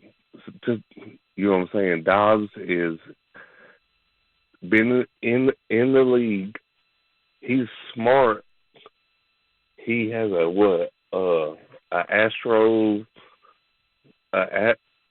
He's a rocket scientist. He's a rocket scientist, Tony. Yes, exactly. He's a rocket scientist, but that doesn't mean that that's about football. But if Dobbs don't play, I mean, just imagine with Dobbs, with Henry, and all this, you know what I'm saying, and what starters we had to lay in. Now, Tony, I don't mean to cut you off, but the 60 seconds, that rule applies to everybody before you get the music. Not hit you with the music, which is back there somewhere lurking, waiting to bother me, I'm sure. But you're pretending like you hate that soundbite. I do hate Oh, don't play that soundbite. Hit him with the music. Now he pays attention. Lucas, you weren't here when that happened. And it reminded, do you remember that day that I was literally arguing with myself on the phone? No. When we were in the old studio, we had taken a call. Somebody, I guess, had their radio on loud enough in the background to where I thought they were the caller. Oh, yeah. And I was having I was agreeing with myself on the air. That's what, I don't want this to turn into me arguing with myself. That's what I'm trying to avoid at this point. But, yes, Tony, I think there's a couple of things that you may have misheard. I don't think the previous caller said that Malik is better than Dobbs or that Malik is, on the same trajectory as Jalen Hurts. I think that most people who are offering defensive Malik Willis, rightfully so, are just not ready to make any grand assessments about him next. My point being that the urgency for it should not be lost in all of these conversations because of the price tag that comes associated with a rookie quarterback's contract. Jesse in Columbia is next. Hey, Jesse. Hey, Buck. How's it going? Going well. I just had a question for you. We've been talking about Malik in the roster a lot, and I felt like, in a way, we're kind of jumping the gun a bit since we have a GM to replace, and obviously they will have a lot of say in all those decisions. So I was just curious on your thoughts of any potential candidates. I've heard Adam Peters a lot sit for the Niners. So that was it. That was my question. Just wanted to see if you had any thoughts on that, since they'd have so much influence on everything else we've been talking about today. Sure. Thank you for the call, Jesse. So the two names that get brought up to me the most by people in the NFL are, one, the guy who is thought of very highly, who's been on several different interviews with other NFL teams about their general manager openings in the past couple of seasons, and who currently occupies the job. Ryan Cowden gets brought up to me not from an internal perspective, but from people around the league a lot, as somebody who would be well equipped to do this job. He's also uniquely equipped because he's been here since 2000. Since 2000 and what was John's first year, 16. Came in with John Robinson, has obviously continued to progress through the organization. Just because he was hired by John Robinson and worked under John Robinson does not mean that you should hold the sins that that many of you hold against his previous employer. I don't think that should be applied necessarily to Ryan Cowden.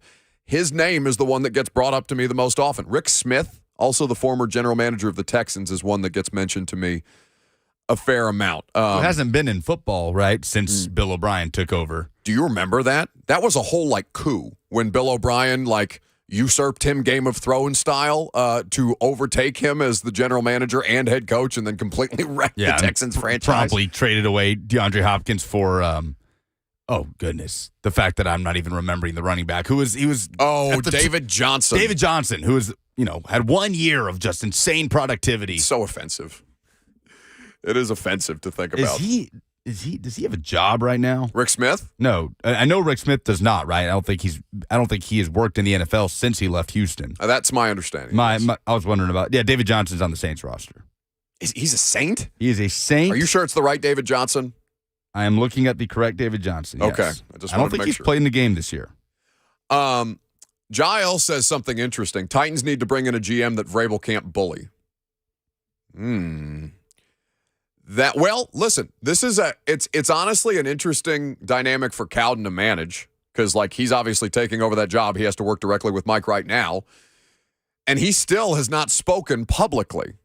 Now, they will, they're not going to put him in front of a microphone willingly at this point, but I would be interested to see or to know how that dynamic has worked internally, because obviously that matters very much as to whether he gets a real shot at this job. But he's gotten plenty of interview opportunities, got plenty of interview interest around the league, and not just because he's the guy in the position right now, but he is thought very favorably because he understands the contract situations that they're going into.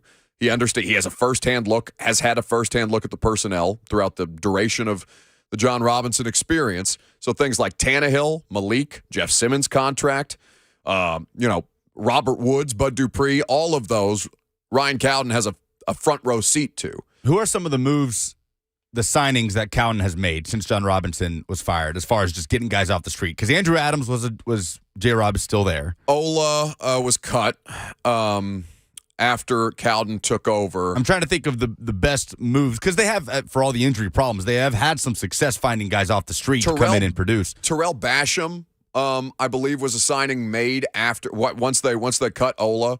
Basham back on the injury report yesterday. Yeah, I did see that. But Terrell Basham, the outside linebacker, is one that comes to mind who's played. They have signed a defensive back who got hurt. Jonathan Ward, the running back. Like, these are just some of the fringe names. Well, Basham was signed December 5th, and John Robinson was let go officially on the day of Toyfield, which I remember being December 6th. Oh. So, yeah, I don't know that there's been a notable, Cowden player that's been in the lineup yet. Outside of, things were out of hand against the Cowboys, and so you take Chestnut and Haskins off the field. Yeah, like Jonathan Ward. You're running Jonathan Ward at that point. Offensive line is the same, right? They brought in the North Dakota State guy off Zach another Johnson. team's practice squad. Well, Dobbs.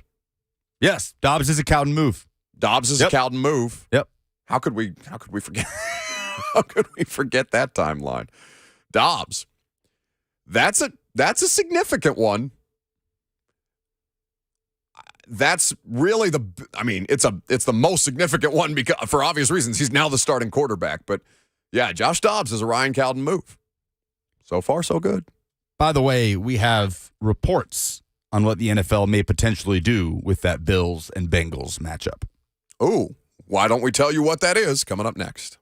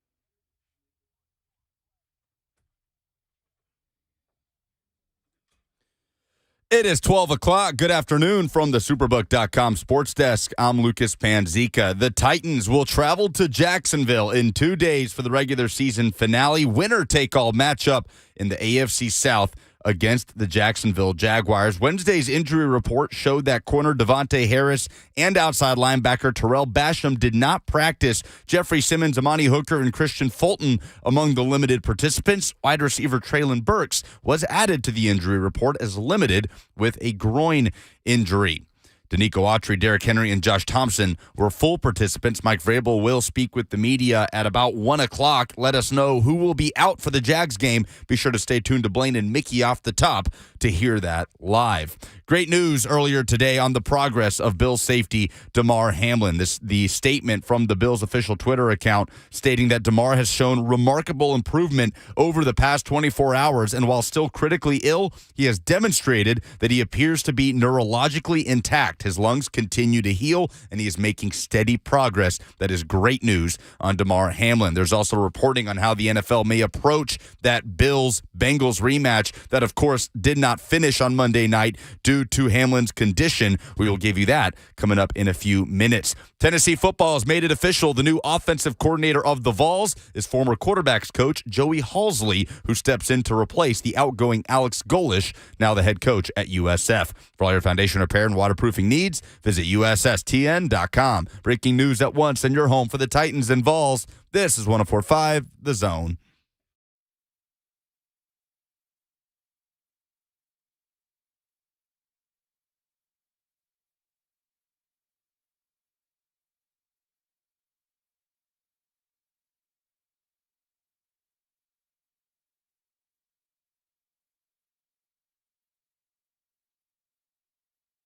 Third down for our particular show. Welcome in, welcome back. If you've been kicking it with us so far, we're very happy to have you. 615-737-1045 is the number. That's how you join the discussion. We are going to continue our discussion. We'll update you on the latest with Treylon Burks and injuries and what went wrong in the first matchup between the Titans and the Jags that they will try to avoid this Saturday night. But in the meantime, a story that has obviously encompassed everything, not just NFL, but everything sports and really just human interest. Damar Hamlin, the Bills safety, we have received updates as of this morning from his family and his representation team.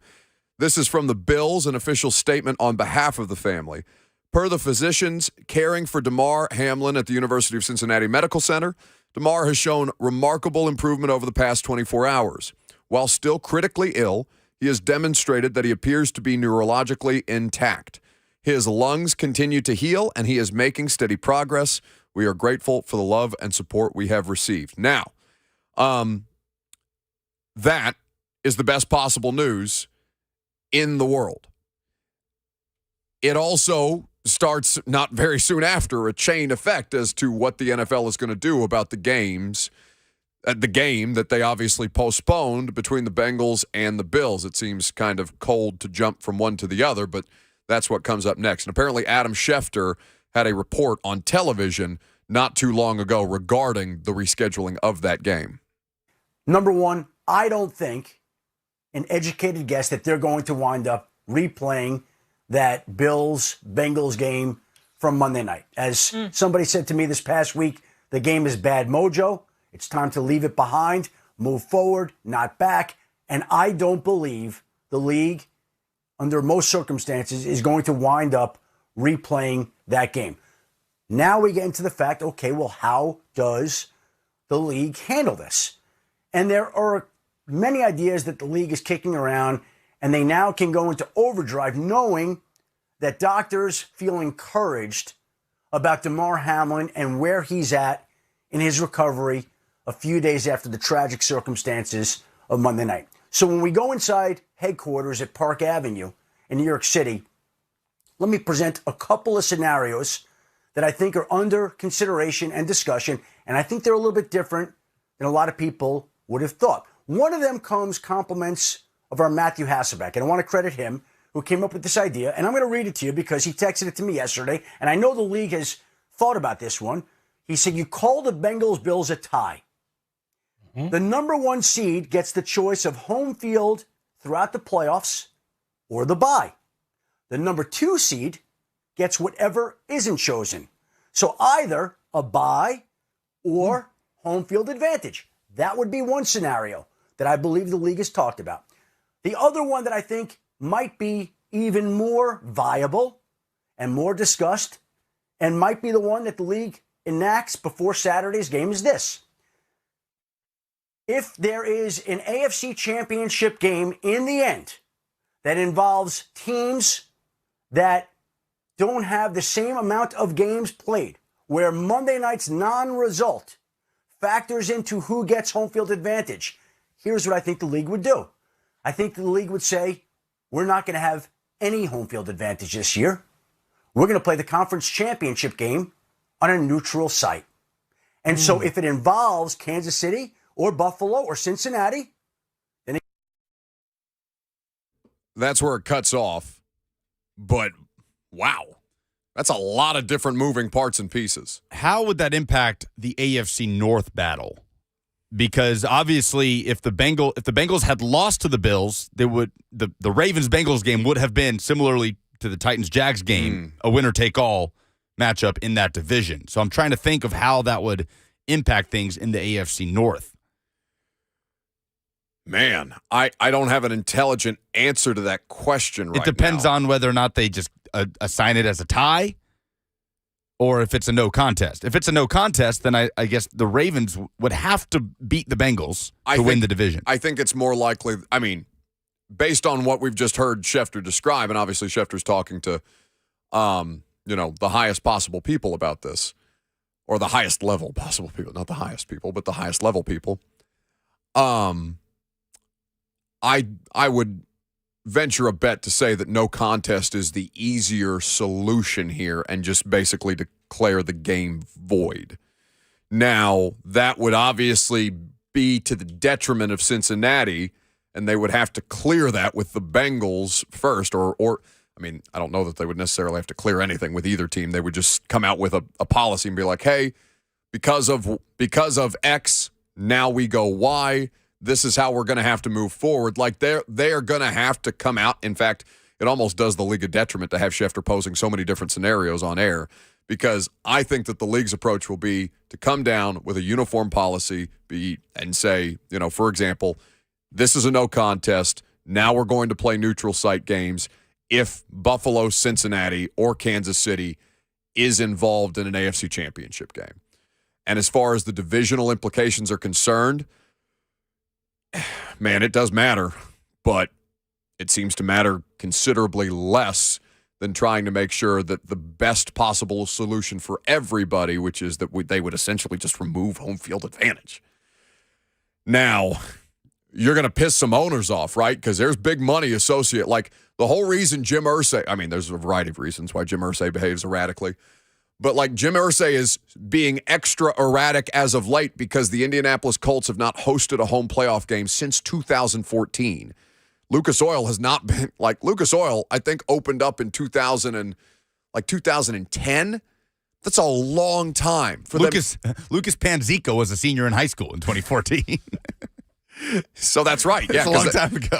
That's what I'm saying. Like, those things matter when you've got to build a facility like Lucas Oil that hasn't hosted a home playoff game in 2014 or since 2014, and you're just you got to eat it. There's all kinds of. That's why when people dismiss the idea of the Titans hosting a home playoff game, I'm like, do you care at all about the sustainability of your organization? And the answer is no, because they don't care about the business of the football team. But the business of the football team directly correlates to the success that the football team is able to have. More money is a good thing. So you're gonna. I mean, obviously, there's a different level of understanding here, given why all of this is taking place, and the health of Damar Hamlin is at the forefront. By the way, why is the TV chat arguing about Dan Orlovsky and praying on air? Have you seen, or the Zone TV chat? What? I got distracted. Yeah, stay focused here. I'm sorry. Okay, so the one thing that is apparent is there's no way this Bills-Bengals game is happening. No. Like that, we can say at this point, 99%. Either a tie or no contest is in the future for that result. they're That not playing game this is game. not coming back. So if you lost your fantasy football championship because of it, tough. If you lost your parlay because of it, tough. Like, them's the break, Boris. Well, not that it matters, but I think But them's the break. there Thank it you, is. Boris. There it is. Not that it matters, but any bets on those games, I believe, have been pretty much voided with money given back to bettors. I believe I saw something similar from Superbook, who we work with around here. Fantasy is that is going to be tough. Not an easy job for fantasy commissioners. But listen to this from Mike Florio. So this is from his official account at Pro Football Talk. He says, here's a look at where things currently stand as to scheduling. Number 1, no Bills-Bengals game. We know that. Number 2, the NFL figuring out what to do with AFC seeding. Number 3, neutral site for the AFC Championship is possible, like Schefter said. Yeah. And number 4, expansion of playoff fields to 8 teams in the AFC and NFC is possible. Oh, wow. That is from Mike Florio. Adam Schefter did not say that, but Mike Florio is reporting that the expanding to 8 teams is possible per conference. Wait. So there's the potential for the NFL to come out of this making more money because they've expanded the postseason in an emergency situation, which, by the way, if they did it once, I think it would remain. I think it would remain an 8-team postseason. I think they would take half the teams from the conference and put them in the playoffs. Here's what Florio says in the article. Oh, my God. Here's what Florio says.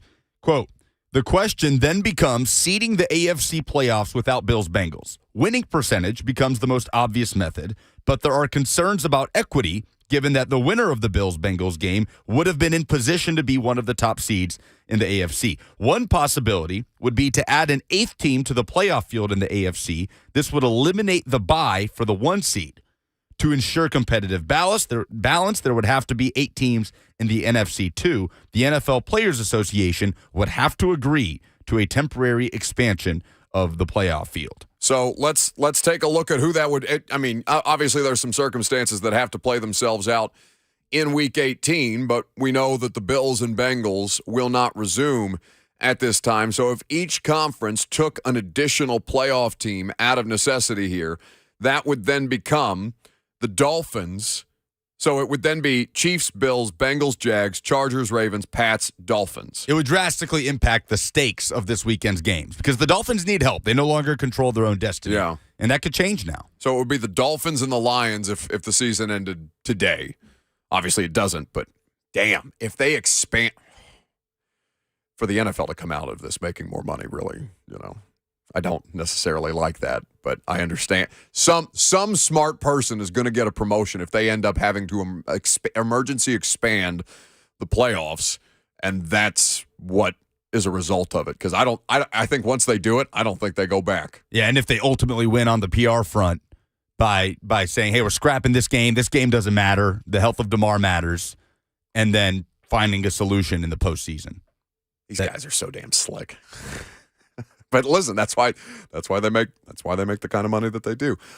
Cameron Wolf, our friend with the NFL Network, is reporting that the University of Cincinnati health physicians will provide an update on the condition and care of Buffalo Bills safety Damar Hamlin at 12:30 Central Time today. So we will get you those live updates at 12:30. We will take your phone calls on the NFL's emergency protocol situation and the news that is just reported. We will also, if you missed that Adam Schefter audio, we will play that again for you coming up next.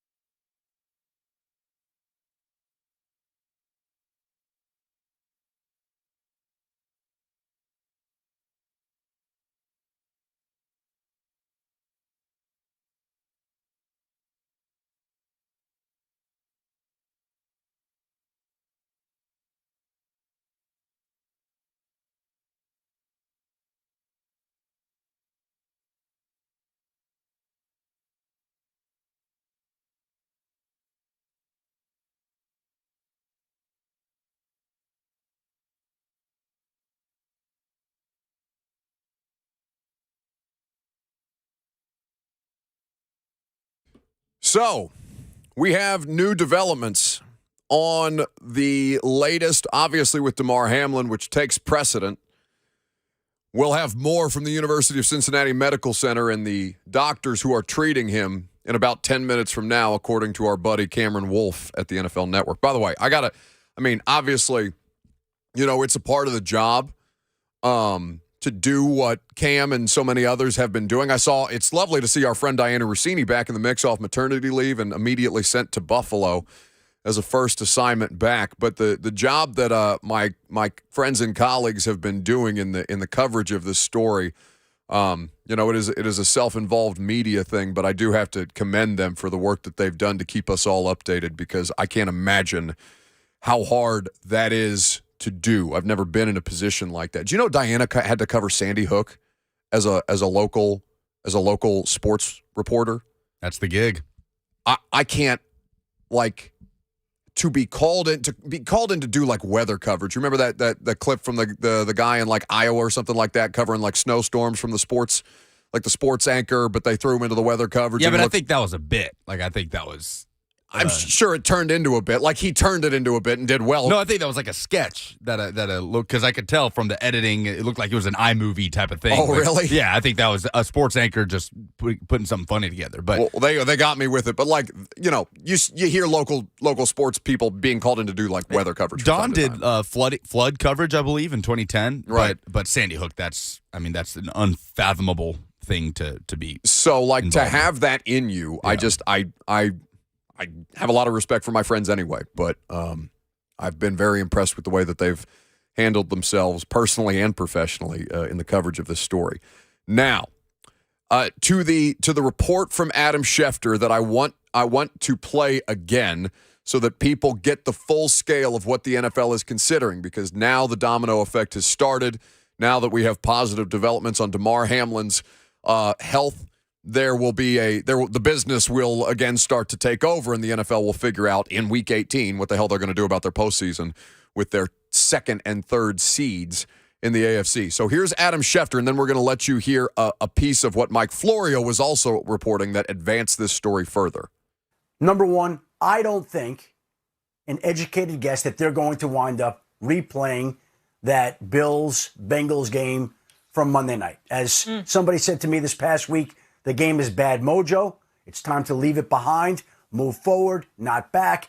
And I don't believe the league, under most circumstances, is going to wind up replaying that game. Now we get into the fact, okay, well, how does the league handle this?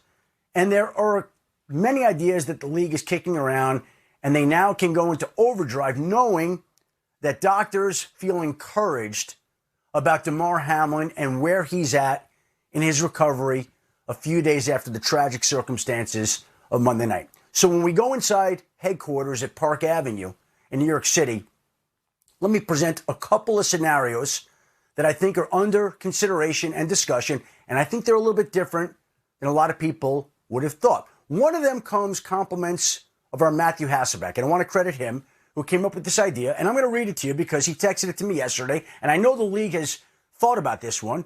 He said, you call the Bengals-Bills a tie.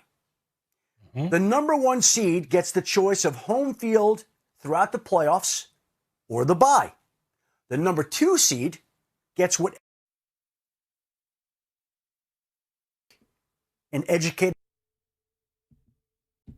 What is it, buffering? Okay, that's all right. So... There's a lot of details there, obviously, and Lucas will pull it back up whenever he gets a moment. But it goes for start with the idea that this is a game that is not going to be rescheduled at this point. 2, now it becomes a discussion of what do you do with the seeding for these teams, given that the Bengals and the Ravens, the AFC North is still up for grabs. Cincinnati in the driver's seat with a 58% chance to win. Adam Schefter goes on to expand about the future implications of what the league is considering. And I know the league has thought about this one. He said, you call the Bengals-Bills a tie. Mm-hmm. The number one seed gets the choice of home field throughout the playoffs or the bye. The number two seed gets whatever isn't chosen. So either a bye or home field advantage. That would be one scenario. that I believe the league has talked about. The other one that I think might be even more viable and more discussed and might be the one that the league enacts before Saturday's game is this.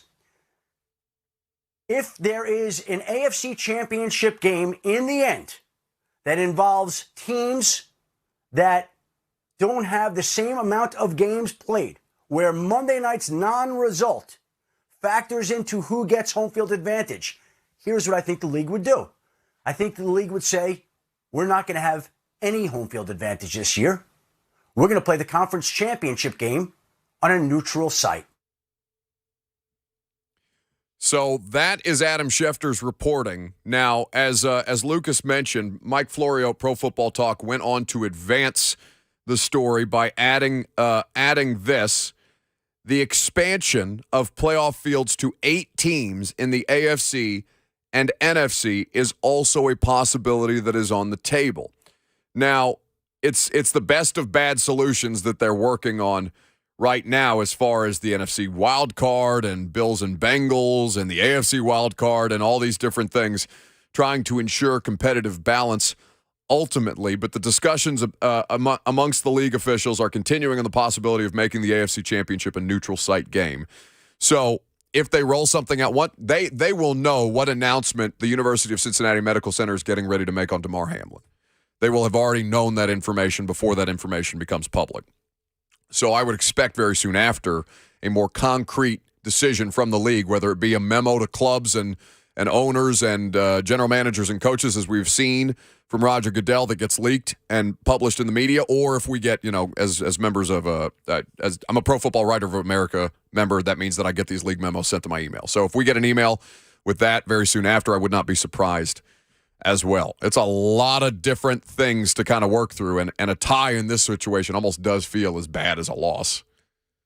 If they were to expand to 8 teams in the AFC and NFC, would that not retroactively have made the Titans-Cowboys game, which was irrelevant, no playoff implications whatsoever? Yes. Retroactively makes that game hugely important. It also, for teams like Washington, who were mathematically eliminated this past, it changes things for a lot of teams. But I'm talking about the Titans, who intentionally rested several starters, especially on defense, for a game that they thought to be irrelevant, then would turn out to be extremely relevant to their playoff standings if they were to lose to Jacksonville. Agreed. That's why I say the best of bad solutions, because there is going to be ripple effects to this that they can't possibly consider every scenario. But obviously, the math is about to change on a bunch of different playoff teams should they expand the postseason on both sides to 8 teams. Complicated. JC in Franklin is up on the phone. 615-737-1045. What's up, JC? Oh, ain't nothing to it. Buck, I enjoy your show. Although Lucas gives it balance, I get to hear it during my lunch breaks. So, yes, sir. And I think that was Lucas talking. He kind of hit on what I wanted to say, and that is, I guess there's twofold things. One, if I'm looking at it from the NFLPA's perspective, potentially, I would rather have a tie, because what I don't want to have happen is if we do expand to 8 teams, this is a selling point for expansion later, which I may be against at the NFLPA. It's like a proving ground for it. That's one end of it. The other end is for as much of it to take place on the field as possible.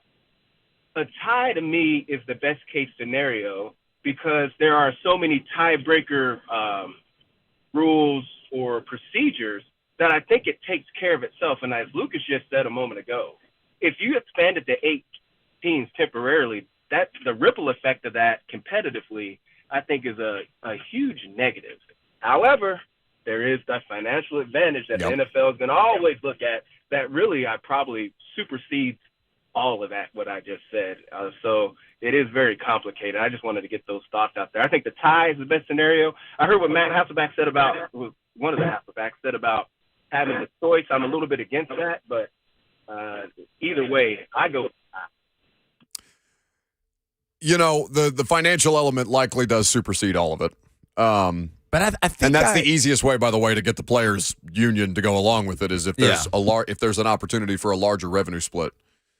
But I think I agree with JC that the tie is better. The tie feels like the most logistically seamless way in a, like you said, the best of bad situations. To pretend the game never existed has a larger ripple effect for more people. It complicates things a lot more than a tie would, as if the game had actually just ended in a tie. And these are the things that are being discussed on Park Avenue at the league offices at this point, and around the NFL Players Association with the individual teams' players reps. And they have 2 days to figure this out before games get played again, because the Chiefs and Raiders are up in not too short of order. Luther in Nashville is up next. Hey, Luther. Hey, Buck. How are you? Well. Question for you.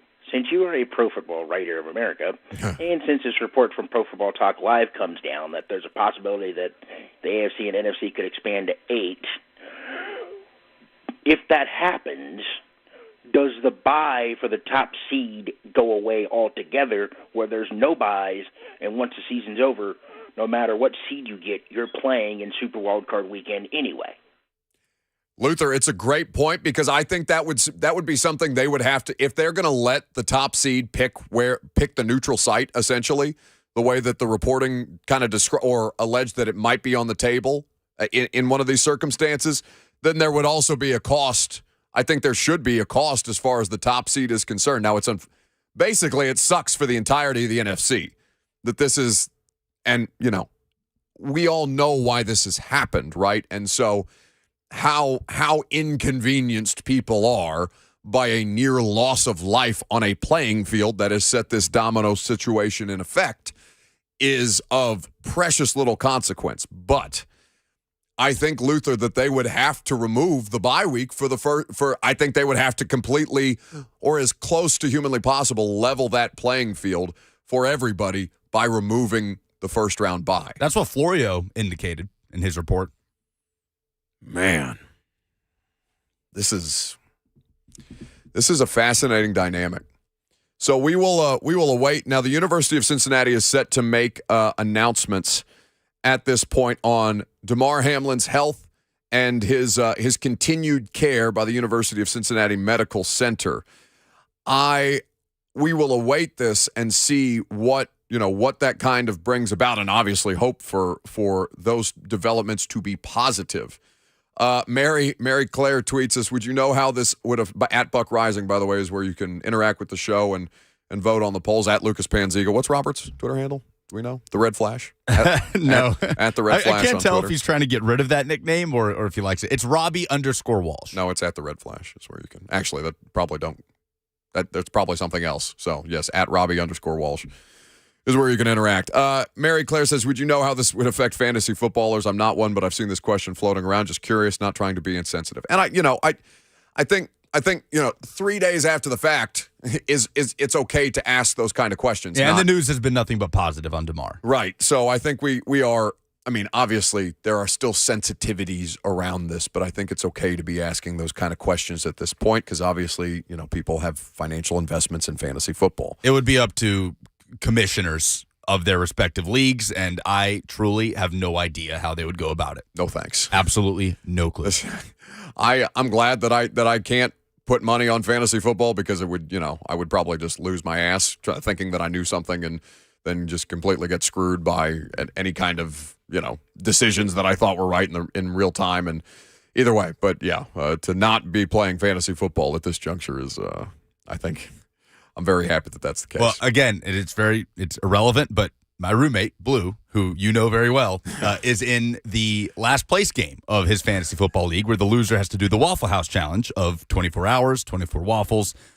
You haven't heard that? You know what I'm talking about? No. Explain to the audience, who also made a face probably like I just did. The Waffle House challenge. If you finish last in the fantasy league, which, by the way, I did last year, and I left. I left the league. I got booted. I said I can't do this.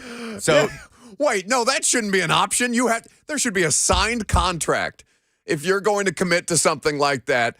You can't just bail. I bailed. You quitter? Yeah, I know. It was not my proudest moment, but the thing is, if you finish last, I don't know. You seem to be pretty happy with the fact that you didn't have to stay 24 hours at a Waffle House. I'm okay with my decision. And you have to go to Waffle House, and you are there for 24 hours, or you eat 24 waffles. Basically, you're there for 24 hours, but every waffle you eat knocks an hour off. So if you go to Waffle House and you eat 12 waffles, you can leave after 12 hours. I feel like I would have to be chemically enhanced to even attempt 24 waffles. So Blue is in this last place game that very much was decided by the Bills-Bengals game. And at the time that everything horrible happened and the game was postponed, he was up by like less than half a point. Oh. But it's like you could argue because he had Stephon Diggs on his team. You could argue Stephon Diggs could have fumbled, and a fumble would have then made him be losing the game. So many there's a lot on the line for these fantasy leagues, especially the more money you have on the line. Oh, goodness. 615-737-1045. We will await, last call for phone calls. We will await the updates from the University of Cincinnati Medical Center on Damar Hamlin and the resulting news after that. There will also be, because today is technically a Friday in the Titans workflow ahead of a Saturday game, there will be announcements made on players who are ruled out for the Jags by the time Blaine and Mickey get on the air. So make sure you're paying attention to that, and we'll keep you updated with some situations that we're monitoring coming up next.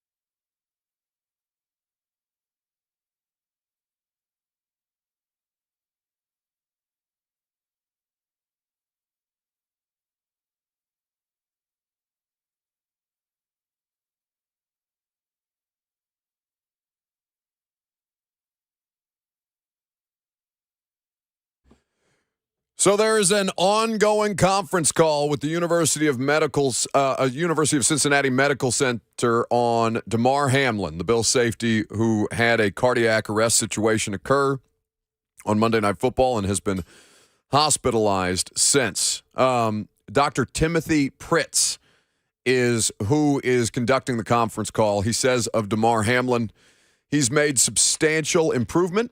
It appears his neurological condition and function is intact, which, by the way, is such an under-discussed element of this. The lack, because I had somebody ask earlier, an earlier statement from the Bills had mentioned his lungs, and as they work to increase, basically his lung function. When you are on CPR, or when CPR is being provided to you for as long as it was for the case of Damar Hamlin, and your heart function is in question, again, not a medical expert, but the way that it's been explained to me is that they can do significant damage to your lung because of the lack of oxygen that's being provided by your body. So the lung function is obviously critical in this. It's why after they reestablished his heartbeat and got his heartbeat going back on its own, why they still had to continue to help him breathe. So the neurological element of this, by the way, to continue to provide oxygen to the brain, to keep any inhibitions to the brain from happening, that is such a big thing for him at this time. So the statement goes on to say, we are very proud to report that this marks a really good turning point in his ongoing case. So that is the best possible news. They had significant concern, according to our friend Mike Giardi, who is also on this conference call, when Damar Hamlin arrived at the hospital. He's in the process of waking up. He has made a remarkable recovery. They are still working on, however, what caused this specifically. So that I think is the question for a lot of people is what is it about football that caused this man to go into cardiac arrest? Is it the way that he was hit? Is it the way that T. Higgins may have landed on him? Is it as simple as just the rhythm of the heartbeat at the time that it was impacted that way? There's a lot of different questions, and I think football players are professional risk takers, and so it is difficult to ask the professional risk takers to further assess risk. But when you throw things out there like cardiac arrest that guys don't necessarily know they're signing up for, even as they can acknowledge that they know what it is that football is going to bring about and the potential for injury. In fact, the 100% certainty of injury in some form or fashion. You don't ever think that your heart stopping is going to be a part of that. So they're currently carrying the press conference live on SportsCenter with the two medical professionals from UC's Medical Center that are conducting this right now and updating people on the status of Damar Hamlin. So we will then see, as he continues to progress, how much better he gets. Fortunately, it seems to be on the right track. And then, of course, the questions become about, the circumstances for the NFL, for the playing of these games. It does not sound like Bengals and Bills, according to Adam Schefter, is going to be a rescheduled game or a resumed game at this time, and how the NFL goes about adapting their schedule now in Week 18. With a lot of different circumstances on the table, a lot of different scenarios on the table that they will have to account for, and now everybody will have to adjust to. 615-737-1045. Last call for phone calls, if you got them. We're gonna circle around to some more Titans Jags stuff tomorrow, but one thing that I did want to get across, the thing that we opened today's show with, is that Treylon Burks is back on the injury report with a groin issue. He was not on the injury report on Tuesday. Yesterday, he was described as limited in practice, now with a groin injury. Whether he practices or not today, we will find out on Blaine and Mickey. We will also hear from Mike Vrabel whether he has been ruled in or out, more specifically, for this game. So something to keep in mind at this time as we look ahead to this game on Saturday night.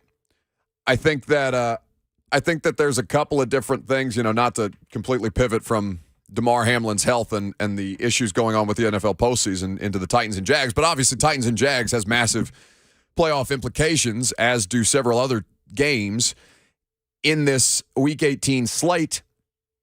as I mentioned, the Bills and the Patriots.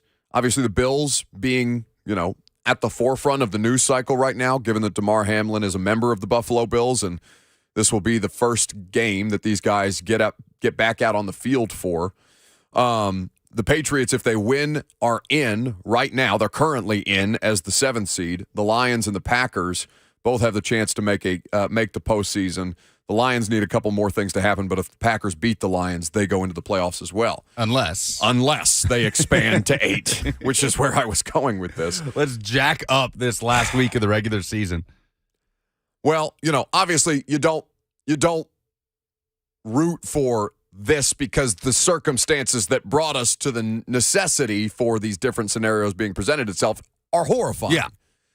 But I will say that if it makes for the potential of a bit of a crazier Week 18 and leads to a potentially crazier postseason, I'm actively for more entertainment that way. And clock's ticking because teams have to know the stakes going in. They have to. Well, of course. Ron Rivera did. Ron Rivera didn't know. Ron Rivera didn't know before, didn't know after. 31 head coaches in this league, other than Ron Rivera, who doesn't give a damn. No, it's not. I mean, I know. I'm messing. Ron Rivera, we talked about it yesterday. The PR staff has to do a better job there. You got to let them know what questions are going to be asked when he gets to the podium. 615-737-1045. You said Corey in Hendersonville is next? Okay, Corey, what's up? Not much, Buck. I just wanted to bring this up because I know that you guys are talking about the possibility of 1 seeds having to actually play in the first round. Can you imagine a scenario where, Kansas City is the 1 seed and they have to play like a Miami or somebody and they end up losing, or even like the NFC, Cowboys or Eagles having to play a Detroit and losing to a Detroit or Seattle? Oh my God, I wouldn't want to see the Lions in the playoffs. They can put 35 up at will. I mean, I'm rooting for it. It's like the college football playoff, which we'll talk about more tomorrow with Mike Felder. By the way, Coach Mack will be here. Our buddy Mike Felder will be here. We'll do some analysis of the national championship game because I'm sure Monday is going to be a complicated affair one way or the other at this point relating to the NFL. I would love that. I would love if a team like the Chiefs or the Eagles got upset by the Lions or the Patriots or something like that. A team, or the Dolphins, as he mentioned, who would be the 8th team in right now. Obviously, Week 18 is going to impact this in multiple ways. But I'm dying to see that kind of chaos. I love that. This NFL already has a tendency to be a bit nuts, but why not pour a little gasoline on? John Hayes says no way they expand. It makes for good radio, but it ain't happening. I bet money it's a tie. Well, a tie doesn't necessarily, there can be multiple situations that happen in this. And in fact, I would bet on the thing that I would bet on is the thing where there's more money involved for the league, which, by the way, would be more playoff games. So, let's not ignore the financial implications of all of this because the league does stand to benefit. These franchises stand to benefit. Everybody but the 1 seed, basically, because they're going to have the first. If this was to come to pass, the first round bye would then be eliminated for at least this postseason, or would have to be for them to be able to get this thing on track and pull off the Super Bowl in Glendale on the scheduled date. Let's do some polls. Zoinks, like, hey, Scoop, stop the count, Yeah. The polls have closed. The votes are in. It's time for a poll update, Scoop. A poll update? Yeah. Zoinks, Scoop. Here's Buck Rising Show daily correspondent Lucas Panzica. Yeah. Presented by Two Rivers Ford, who sells below MSRP on all non-specialty new Fords. Will the Titans need a season high in points, which would mean 28 or more, to beat the Jacksonville Jaguars? 63% say yes, they will. So you said you had a stat the last time the Titans haven't scored 28 points in a season. Yeah, what do you think it is? It would have to be. It's either the 2015 season or a Jake Locker season. Try 1984. Whoa! One of those Wisenhunt seasons. I can't remember if it was 14 or 15 off the top of my head, but they had one game in which they scored exactly 28 points. It was the 29-28 loss in Cleveland to Johnny Manziel and the Browns. Disgusting. But, yes, so the last time they went an entire regular season without getting to the 28-point mark was 84, the Houston Oilers, who won 3 games that year. Womack says 24 is the magic number. I think it's got to be more than 24. I think you got to at least put up 20. You got to at least match your season high, which is 27 at this point. If they go an entire season without scoring 28 points, the hell, I mean, there's going to be reevaluations either way at the end of the season, but that's a tough sell.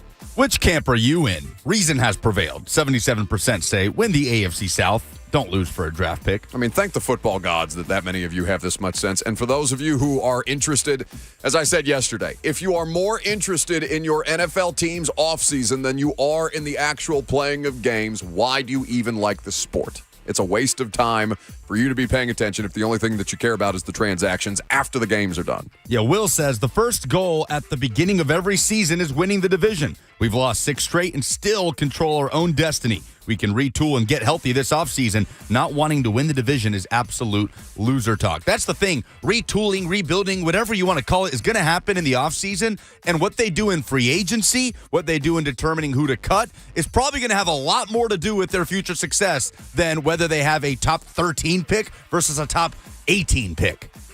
I'm so happy that sanity has prevailed there, at least in the majority. But like I said, you can't get 100% of the people to agree on anything, no matter what it is, sports, politically, whatever the case. What does TCU making the national championship tell you about college football right now? Our buddy Ben Jarvis, drummer of the great band The Wild Feathers, says the transfer portal is not destroying the sport. Rather, it is making it more interesting by adding parity. And that coordinator hires matter so much. It'll be interesting to watch TCU's trajectory over the next few seasons.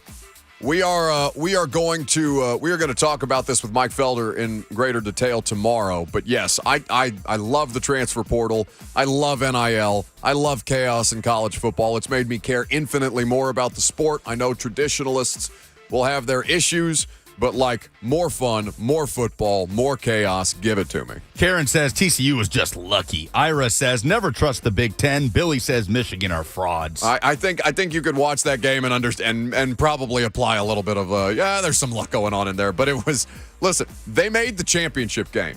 Good on them. Good on Sonny Dykes. Good on Max Duggan and the rest of that team who have done the improbable several different times this year after being picked to finish 7th. In their conference. 7th. I know we try not to do internet memes on the radio, but you've seen the movie Legally Blonde. Yes. I think I sent it to you yesterday, the thing of Legally Blonde, where the guy and it's Oklahoma and Texas are going, wait, you made the national championship? And then L, who TCU, like what? Like it's hard? Like it's hard? Like how do Oklahoma and Texas fans feel right now? I hope terrible. Just wait till you get to the SEC, mother bleepers. TCU didn't even win the Big 12. Then you're banged. Should SoFi Stadium be allowed to host future college football games if they don't allow tailgating? 61% say no, 39% say no. There it is. 100% of the audience says no. We finally, in the year 2023, have consensus on something. If you do not allow college football fans to tailgate the national championship game, bleep you, Stan Kroenke. Or I guess that's a SoFi. Is that a SoFi decision, or is Stan like, I don't want these Georgia fans gunking up my beautiful Walmart-built $5.5 billion stadium? I mean, I feel like that's probably a general rule at SoFi Stadium. Like, you probably can't tailgate Rams and Chargers games, but SoFi. They literally overtook an entire community in Los Angeles. Yeah. There's nothing else in Inglewood but that monstrosity. I mean, it's a beautiful palatial building, but it is going to be one of the more sanitized college football environments that we've seen in the recent past. Maybe the barking from Georgia fans will balance it out. There's going to be barking. There's going to be tailgating. SoFi eat it. There will be barking. Those are the polls. Excellent. That's the show. Tomorrow, Mike Felder, Coach Mack, be there. Lots of X's and O's, both college and pro, as we get you ready for the national championship game on Monday night. And, of course, Titans and Jags on Saturday evening. Lucas and I will be flying to Jacksonville. Well, I'm flying out tomorrow. Lucas will be there Saturday, and obviously we'll have coverage of that game as well. I'll talk to you tonight on A to Z Sports Prime Time. And in the meantime, you can continue to be entertained, engaged, and everything else in between by Blaine and Mickey, because they're up next.